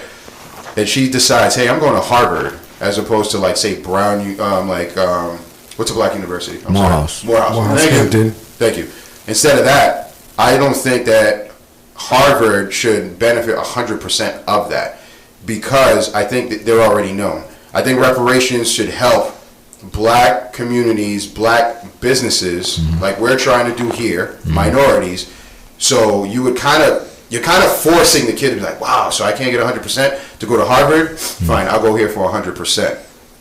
But I also don't think you should cut a check. I think there should be like, I don't know, more like educational programs, like these prison systems, where we do different. I think that should be a bunch of different things, because I did do a little research. Asians are getting money. Asians been getting. They're the most. They're the number one income wise. They're far beyond everybody in America. And very well into the elite. They're up there. You know who else is far beyond a lot of people in America?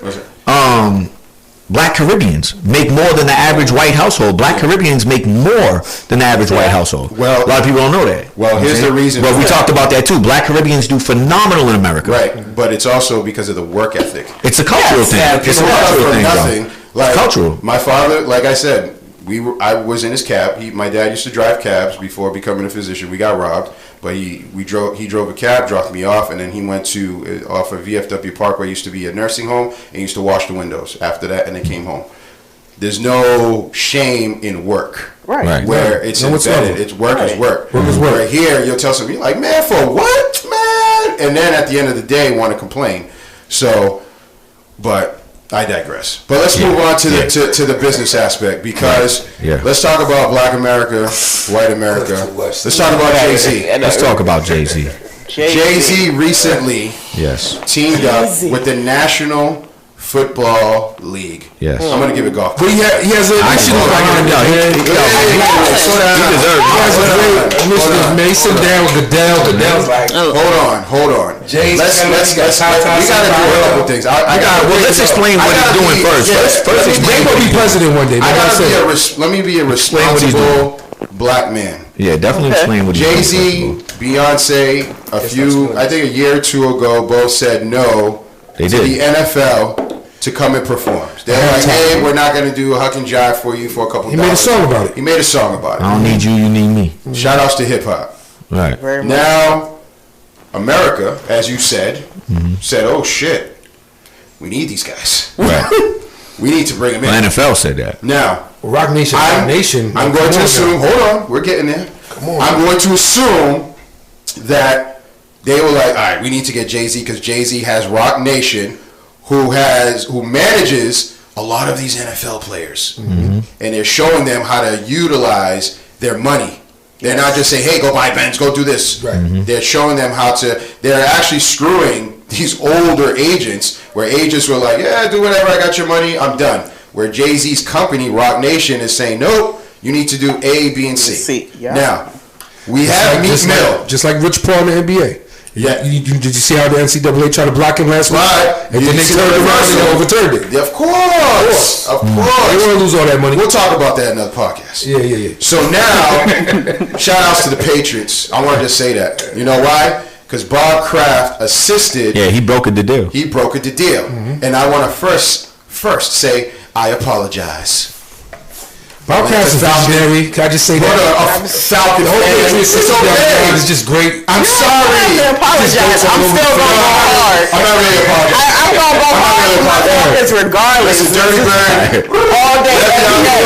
All day, every day. I hear you. The Hawks fan. But man, listen. You need to come see the Hawks fan. It's tough. It's the way. There's some beautiful pictures there. That's like being a Dolphin. We'll get back to that. We'll get back to that. Right, So now we got Meek Mill and Jay-Z, who recently, less than 2 weeks ago, brokered a deal to help Meek continue what he's doing. And we all know Meek was recently incarcerated. Yes. Now, let me go backwards to Colin Kaepernick, where it all got screwy for the NFL. Right. I'm going to say this. It was never about kneeling. Of course it wasn't. Of course it was. Never. So whoever thinks that, you're a fool. It also wasn't about a job for Kaepernick. At all. No. I ain't here to try to get you a gig. No. Because I did say this on the podcast. Feel free to go back and review it. I said it would be dope if he was willing not to take that money. But at the end of the day, I don't know that man's pockets. Right. Right. Jay-Z, being financially comfortable, doesn't need this. Could put the middle fingers up to the NFL. That's what I'm trying to say. Jay don't do nothing for the money. Exactly. I will say that I also. In his life, he don't have to do it for the money. That's what I told somebody today too. I was like, bro, he didn't need the money. So to think that he doesn't have a bigger vision is just. Whoever thinks, and don't disrespect to whoever said that. Whoever thinks that Jay-Z did it for the money, you're a fool. Yeah, he didn't do it. You're a fool. Definitely. You're a fool. He's a billionaire. Right. Yes. So now let's fast forward. This is the genius part of the NFL. They're like, all right, we got to hit up this Rock Nation guy. Someone said the audio's off. Audio's off? Yeah. Off or off? Off. Someone said it's off. Peasy, can you confirm that on your end? Let me see. Yeah. I'm going to keep talking. Off. I'm going to keep talking. Yeah. All right, so. It's coming across with static, Jen said. That could be because of the thing. Okay. All right, so now, okay, the NFL was like, oh my goodness, this is really starting to affect our dollar. Because at the end of the day, the NFL is a non-profit organization. The way in which they get paid, we're fine. Tell them to put their volume up or get an iPhone. Like, I got one. Stop. I got an iPhone. Okay. Stop. Please. No, dude just said no, it's working. Okay, I'm sorry. Team Blue Bubble. Mike Simpson Team Blue Bubble. Yeah. Team Blue Bubble. Okay, I'm sorry. I got to stay focused. Mike Simpson said the audio's a little sketchy. That's all he said. Early. I saw that. Right, okay. Okay, so now just put the volume up for They now. must have had an iPhone. Well, go ahead. We good now. Team Blue. All right. And I'm not saying Sue because I rap both sides. I'm a rapper. But anyway, back to Meek. I know. Shut up. Just, I gotta think. Okay, so Bob Kraft brokered the deal. Yeah. I don't know why. I'm just guessing, right? Because whoever listens to sports. Bob Kraft is a visionary. Hold on. Yes, he is, because he deals with black people. Because he sees where the future not is. just black people, minorities. And guess what? I'm going to just make it even broader. People. people. He deals with people. Yeah. And he's a businessman. Very much. He was like, all right, in order for this to happen, I need to bring in my guys from Rock Nation. Goodell says, you're right. Because for people that don't know, Roger Goodell is an employee of the NFL. Of the NFL. Right. Thank you. These billionaires are like, wait a minute. That $36 million that we receive from cable and all these other people for marketing, it's not enough. We need more. They're like, then what do you want us to do? Cross the line and go talk to who you got to talk to. Because I think they seen the loss in numbers in the halftime show Of last course year. they did. They said the people was turning off. If you it was something mad weird. I was like, No. Was it Maroon? Maroon 5. Adam Levine. That's right. We played Bruno Mars. Bruno's cool. Yeah, that was when Beyonce wasn't that? Bruno Mars and Beyonce together, right? So now they've come together and they've made a deal. And this is the people who are like, oh, they shouldn't have done that. What about Kaepernick?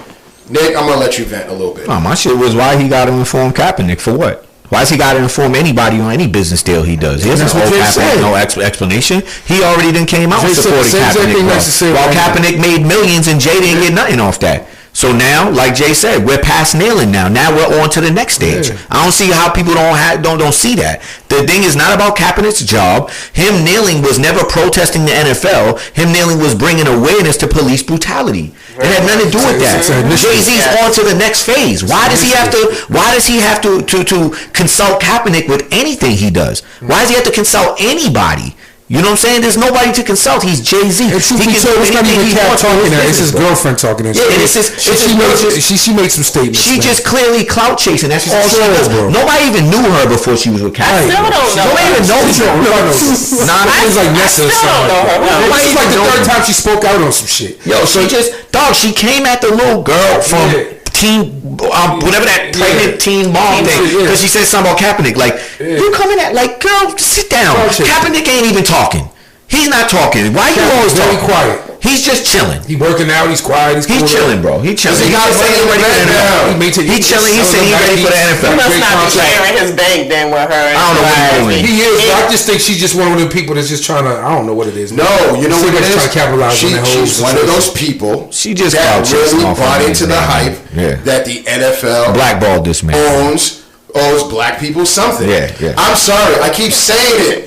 They're not the ones that are killing black people out here. No, not even that. Let me say this before anything. Would you go to the whole thing about Owen or they blackballing? Well, we would fucking know if Kaepernick didn't compromise his integrity and settle for $10 million. You know what I'm saying, dog? Ali would have never did that. Right. You know what I'm saying? What the fuck? And I called it on the podcast episode. I said, yo, I don't believe in his persona, and I called it before it happened. I said, if they offer him the right amount of money to shut up and go away, he's going to do it. Right. And sure enough, 2 weeks later, they're like, yo, Kaepernick settled out for $65 million. No, he didn't. He took a punk ass $10 million from a league with over 20-something teams, which equals out to less than $1 million from every team, dog. 32. That's what you walked away with. $10 million. You compromised your integrity. We'll never know if they really blackballed you. So now, you know what I'm saying? Like, why'd you do that? And we know we're good for this. And we know, my black people. Oh, stop with the. No. Listen, for real. Okay, listen. When are we gonna say, okay, they're trying? That's what I was saying. When does the olive branch kick in? You have to. I'm seeing social media is annoying me right now. Right. They're like, yo, it's not enough. What are you looking for? Well, that's the thing, man. $1 billion. Yeah. You got different people. That's what it is. Exactly. What is it? What do you think they should do? For one, how are you looking for any type of reparations for anything? Right. You ain't even done nothing. All you're doing is sitting at home thinking that somebody owes you something. No one owes you a damn thing. Why owe you nothing? Get a job. Very much so. It's like it's the ones that don't deserve shit that is asking for shit. Like the people that got bread, they're not asking for it. They're not telling you to do anything differently. It's you sitting at home being mad because you ain't got the kind of bread that they got, and you now somebody owe you something. You know who tends to do these type of things are people that are just not busy. Right. Everyone here in this room right now got something going on and they're busy and they're like, guess what? We're on the same. That's right. But the band might break up when somebody gets a little percentage. She's gonna get a record deal. Niggas gonna disappear because it's gonna blow. I just feel it is. But listen. So my question is, because we all know that misery loves company. Very much so. How do we move forward? Right. How do we move forward? I mean, I just think Well, representation. first you have to is cool. acknowledge that, you know what I'm saying, the NFL, this is what was killing me with people. Oh, now they just doing it because, listen, bro, you either going to accept the fact that they're going to acknowledge that they did some wrongdoing and they trying to fix it, right? Or you're not. But we're not going to get nowhere if you don't acknowledge that they're trying to say we did wrong. It's just people have different... People just can't move. No, That's a problem with like variations of accepting shit. Now, so this is other professor. I like to follow. I tell people all the time. I love listening to black intellects. I love it because when people speak on black issues, I like to listen to the black intellects and their opinions on it. Right? There's another guy. His name is Professor John McWhorter. Right?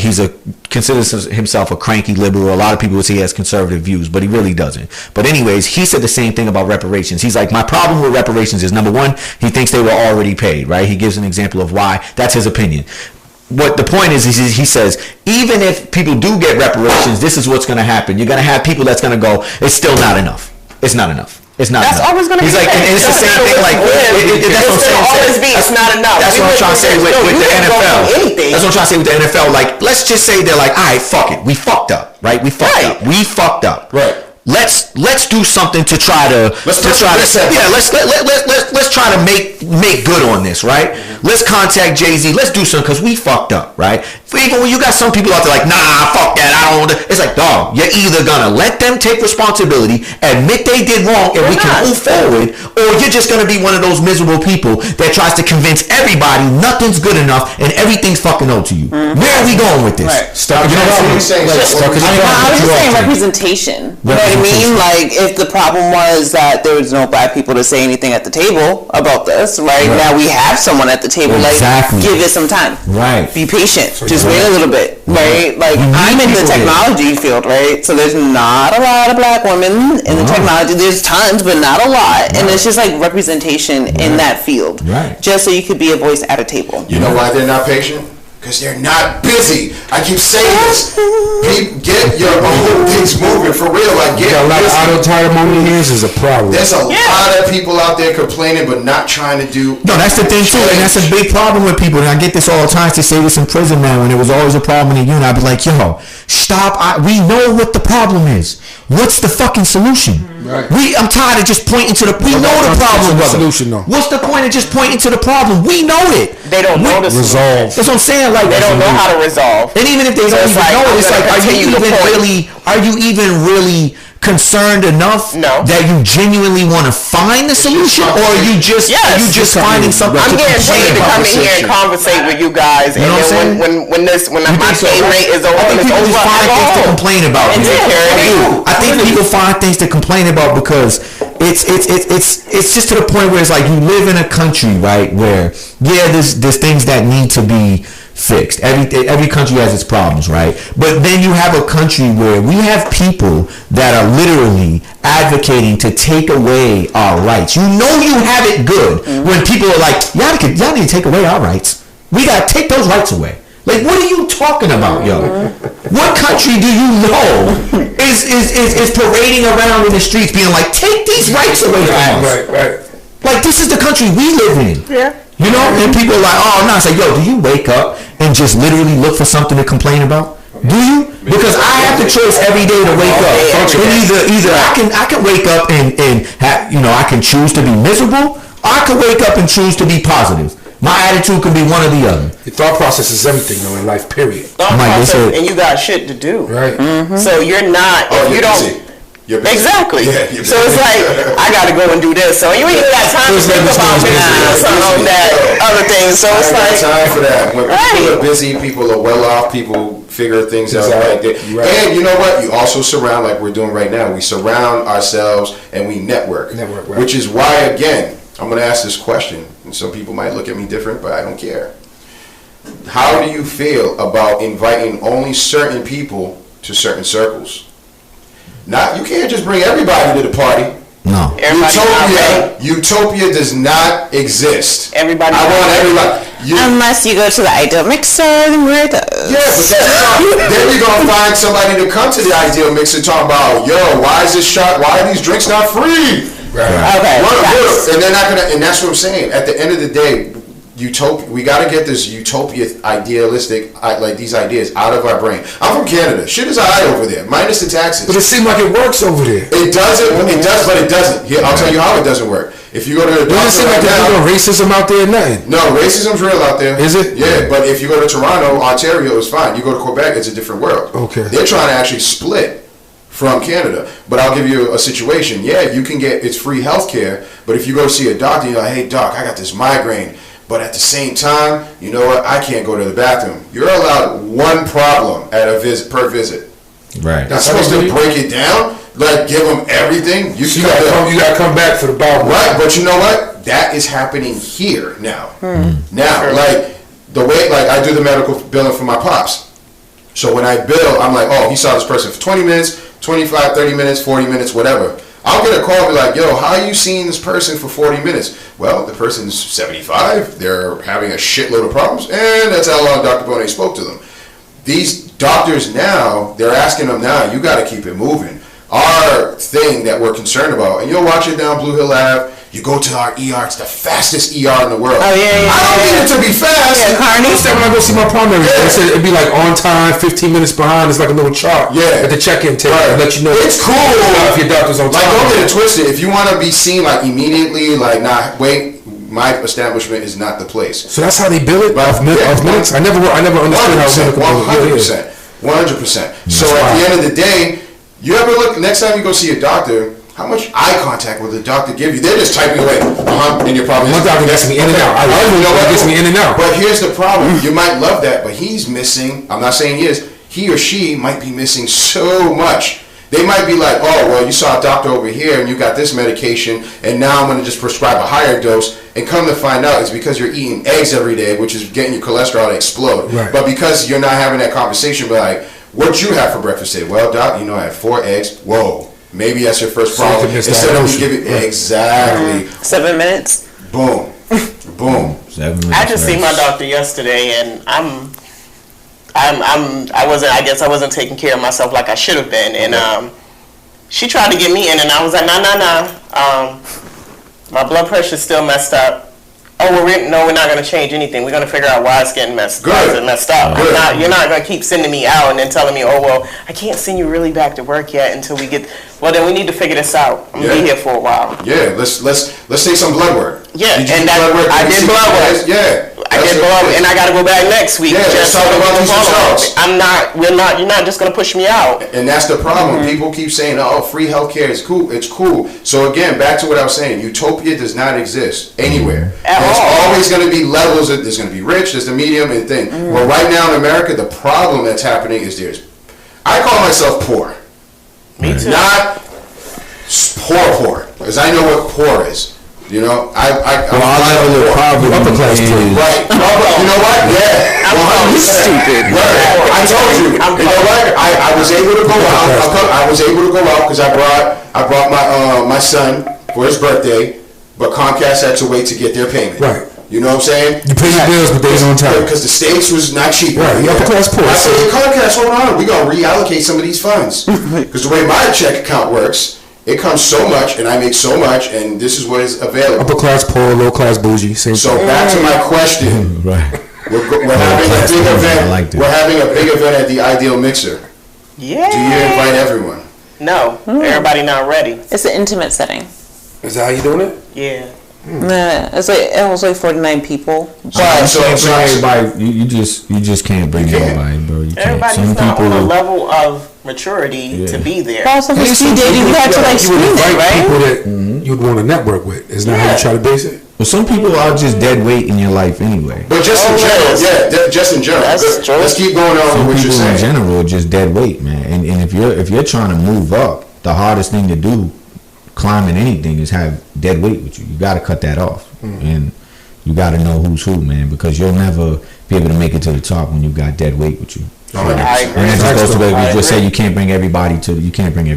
Nope. Yeah, everybody ain't gonna go. And that's the only time Drake was wrong. Right. I like new friends sometimes. Right. Shit. I met phenomenal people. Exactly, man. We were new friends. Yeah.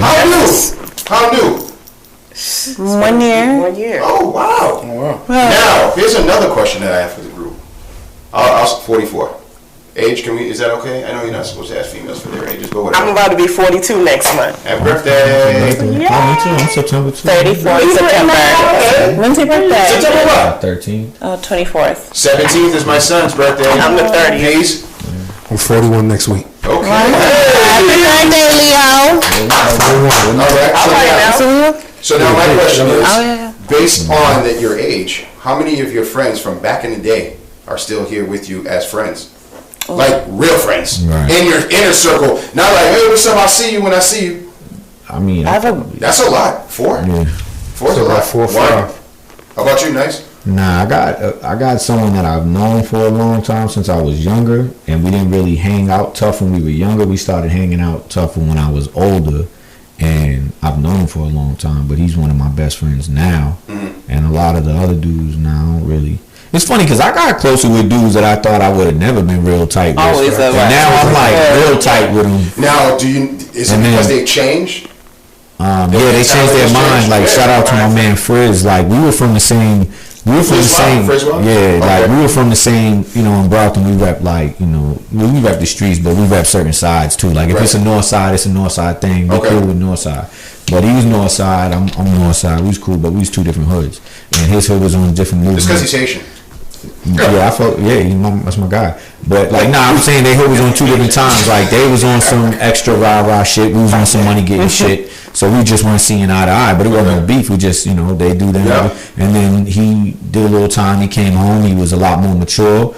And I started to build with him, and I just saw his mind was just different. And I was like, oh, I can rock with you now. Yeah. And I told him that. And he was like, I know when I was, we was on two different times. And I'm like, yeah. And that's okay. It's just crazy because we're mad tight, bro. Like, it's okay. He hits me up. Yo, he's one of the only people that hits me up. Yo, what's up, bro? How you been? Like, I don't get that from a lot of people. Now, it's special because you invite them in your life. It's not like family when you're born into the people that you're related to. Right. Friends, you choose to make that person your friend and rock with them for however so long. You know what I'm saying? So, a reason, a season. Some people come into your life for a reason, and some people bounce for a season. Right. You keep it like that. You take the experience that you've learned from each individual, and you continue to grow. Exactly. That's how I try to live, which is why I go back to saying, like, certain people never understand what Jay-Z's doing. Right. Some people never get that. True. And you know what? That's all right. It's really okay. I think as long as we continue to, and I got to put a record. My man Jerome Mustard did a record with Nipsey. Yeah, when you said that, right. You seen that? Yeah. Amazing record where it just says that we need to just slow down with the emotions and continue to just talk. Keep talking. Let's figure it out. Like, hey, gotta keep a dialogue. Yeah. Conversation creates progress, bro. I say that stuff all the time, man. You gotta be willing to have conversation. And in a lot of the conversations, especially the sensitive topics, you need to learn to be objective. 100%. It's the only way you're going to have a mature conversation where we can actually get somewhere, and you need to be willing to listen to the other person. Agreed. You know what I'm saying? Take their view into consideration. You know what your view is. Too many people, when they converse with other people, they just want the other person to listen to what they're saying, and they're not listening to the other person. Like, when you know your view, stop focusing on your view the whole time and listen to what the other person is saying. I love what Cliff says all the time. You don't have to own it. Just rent the idea. Appreciate you. That's dope, though. Rent the idea. Yo, you know what I'm saying? You say that is an amazing.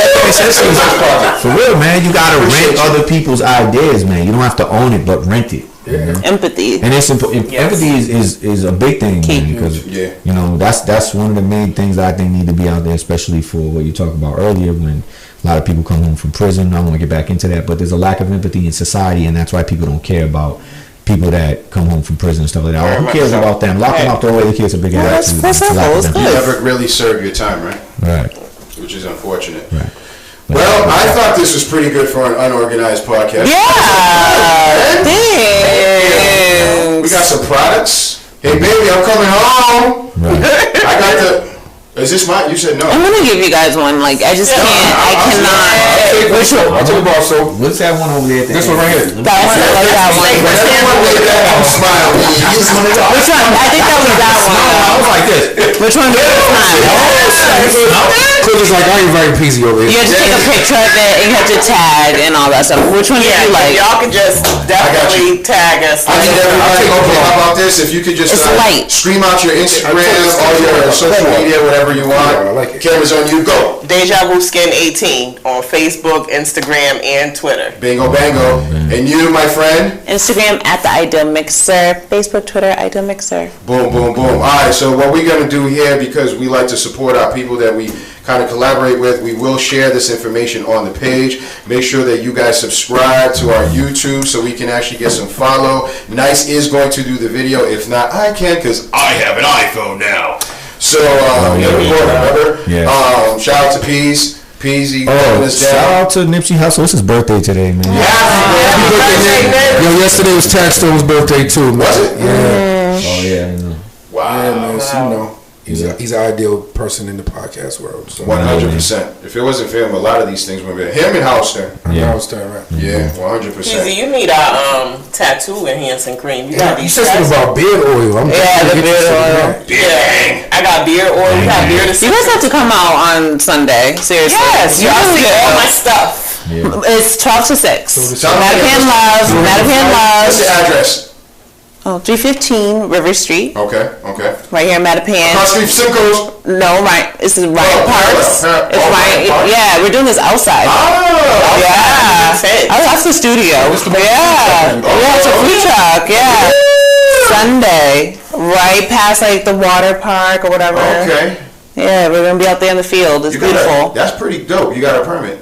Yes. Greater Mattapan Neighborhood Council and Boston Food Forest Coalition and Farmers Collaborative Should do a live show from there. Area. Is it for city councilor? Yeah. Andrea Campbell. Okay. If they hear me. I didn't hear you. What you I say? said you throw a live show over there. Over there? I would, but Sunday's a little last minute. Yeah. But just come back. Nah, I want. You know what? Honestly, this is, and I've said this to Nyce. I like just practicing because I'm waiting to do. I'd like to try to do this by myself until we get a crew to help, so I can actually just do this and just But I think doing these things, like we come together. I kind of want a jam to kind of see this and get a feel for it, and then also I got to see you at the Barris Hammond show, great show, and then we was talking, and then I started flying in the air, and that conversation went to the left. Plus the ADD doesn't help, And it was so. Oh my goodness, we'll talk about that. So, he wasn't on camera with that. It ain't legal, bro. Jay-Z said that don't matter, B. The stigma is still attached to it. Yeah, it is though. That's true. Unfortunately. Yeah, it's always gonna be. That'll move. I can't smoke this shit anyway. Man. I start thinking feds are in trash cans and shit. Just 4 people. Right. I'm saying if it wasn't for the herbal essence, I'm just letting y'all know for real. So it's been a big thing in my life. Help you out, man. Helps a lot of Helps people. Helps people. My mother got the shake. She's 73 years old, and she still smokes, man. She takes a hit, shakes go. That's amazing. Best thing for it. But you know what? She actually be taking like 16 pills a day. These pharmaceutical companies don't want that. Yeah. Lobbyists are like, yo. Oh, they're gonna get in it soon. Yeah. The opioid thing's out of here. Weed's about to be the. But that's my fear, though. That they're going to get involved and start making their own type Next of podcast. They already got it. It's Matt. But that's another podcast. Yeah. Currently, shout out to my own girl Karen. She's in there. Shout outs to Ermont. All these great dispensaries. Shout out to Tip McGriff. I was on episode 7. Check him out on YouTube, man. I was a part of a show. He followed me around in this other barber named Nubs, man. What's it called? You Now Rocking with McGriff. Yeah. Now Rocking with McGriff, and that's on YouTube, man. Check it out. Right.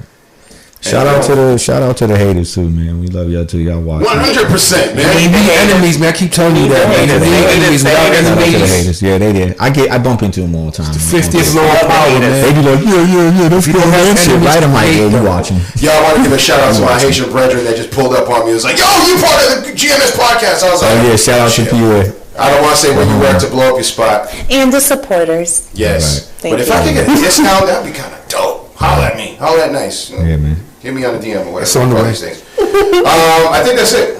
Yeah. Anybody else? Any birthdays or anything like that? No, My birthday next week. Yo, let's party. I made it another year. Happy All right. birthday. We gotta change that mindset.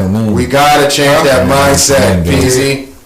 Huh? I hate when people say that. Do what? I made it another year. And for me, that's an accomplishment. I hear you, brother, but I want so much more for you and other people, man. I have more for myself. You gotta have like what those milestones. Yeah. I think I use my birthday as a milestone. That's a good one. That's a goal. It's a goal. You understand what I'm saying? Because like every year's been different for me for a long time. It's that growth. Yeah. I think let's figure another way of saying it, because to me it's like I avoided death. Fuck death.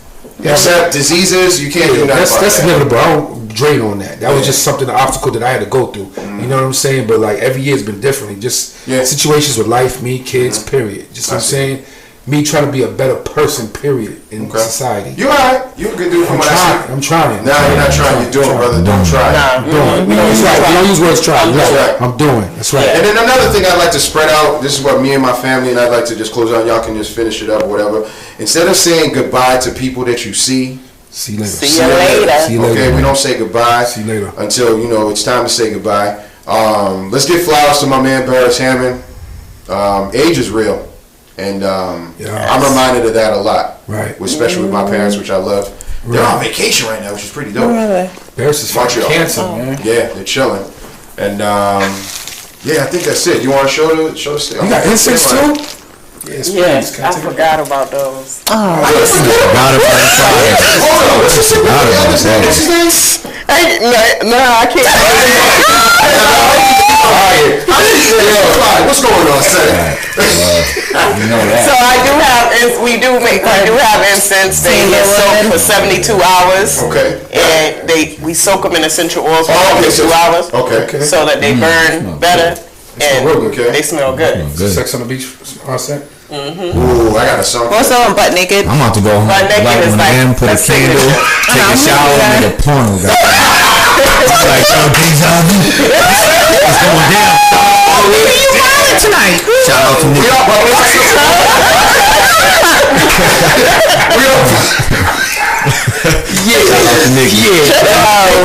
I'll take that. Just don't upload it on the Pornhub. They don't pay. I do want to say that we take care of the men. The men have body butter. They got body oil. They got spray. We got massage candles.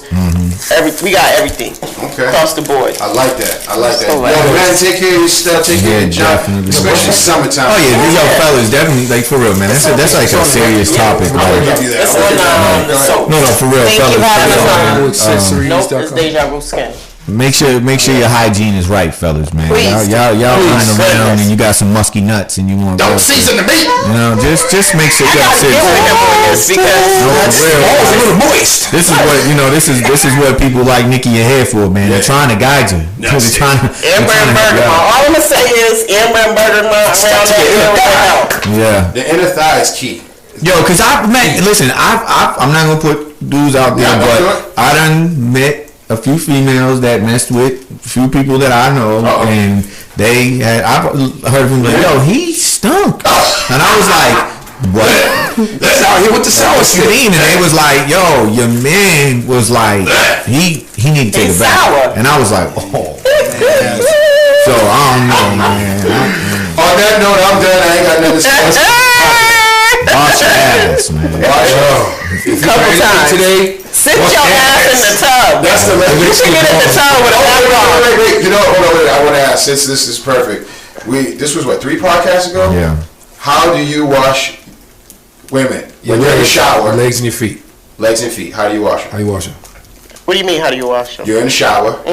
Legs and feet. How do you wash them? I wash my legs and I wash my feet. So you actually touch them? Yes. Okay, so there was look at Jam's like in shock right now. Wait, I don't know why is this a topic. Why? Because there's some people that actually just say no, they don't wash their feet. They let the water and the soap. Your feet ain't clean then. Exactly. Okay, yeah, so we're all on the same page. You need to watch our podcast. It was kind of scary. The percentage. Are you for real?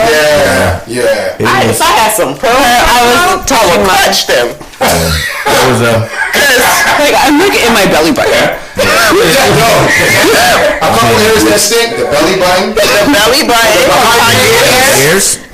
Yeah, that's crazy. Yeah, like, you gotta go. Snap about that the other day. Jesus Christ. You ever talk to somebody and all of a sudden they make they move their eyebrows and that ear pop? Yeah. You smell it. Yeah. I don't want nobody to ever go through my life, bro. I don't know, bro. It's a horrible experience. It's real. It's real. Check it. That's what I tell my daughter that. Yeah. Scrub out your ears, I just want to rant on Snapchat. I know it sounds like a crazy subject, but do you guys use washcloths or just soap? Bar and soap? It depends. Interesting. Because I know you're looking at me funny. I like that, and that's actually I forgot. I want to see what the test is. Listen, hold on. Let me get the camera. Well, first off, all natural soap, like artisan soap, it doesn't really lather like that. We'll see. Because I got this technique right here. Oh. I got this technique right here. Can the kids I'm like this. I'm like this right here. These gloves. They got these gloves. Yeah. I like that be the gloves. Yeah. But you know what? The crazy thing with the gloves, though. No, run it like this. No. With the gloves, they like rip your skin alive, man. They're like, no, get the soft ones. Nah, but I kind of like ripping some of the layers off the skin. Exfoliation. So there's coarse, and then there's Oh, here's another thing. Do you guys know, okay, so my wife's Caucasian, and I never knew this. You ever lift their armpit and then you have dark spots? It's because they're not exfoliating. So you need to exfoliate. Your whole body should be precise between your legs. Do not exfoliate between your legs, but your whole entire body, knees, ankles, feet, all needs to be skin, right? Yeah, you gotta exfoliate, or it's gonna be dark underneath your arms, your knees. You did lemon or turmeric. Like to wear them short shorts and have the black ass underneath right here. Oh shit, Christ. Under the cuff. Yeah. I see that all the time. Yeah.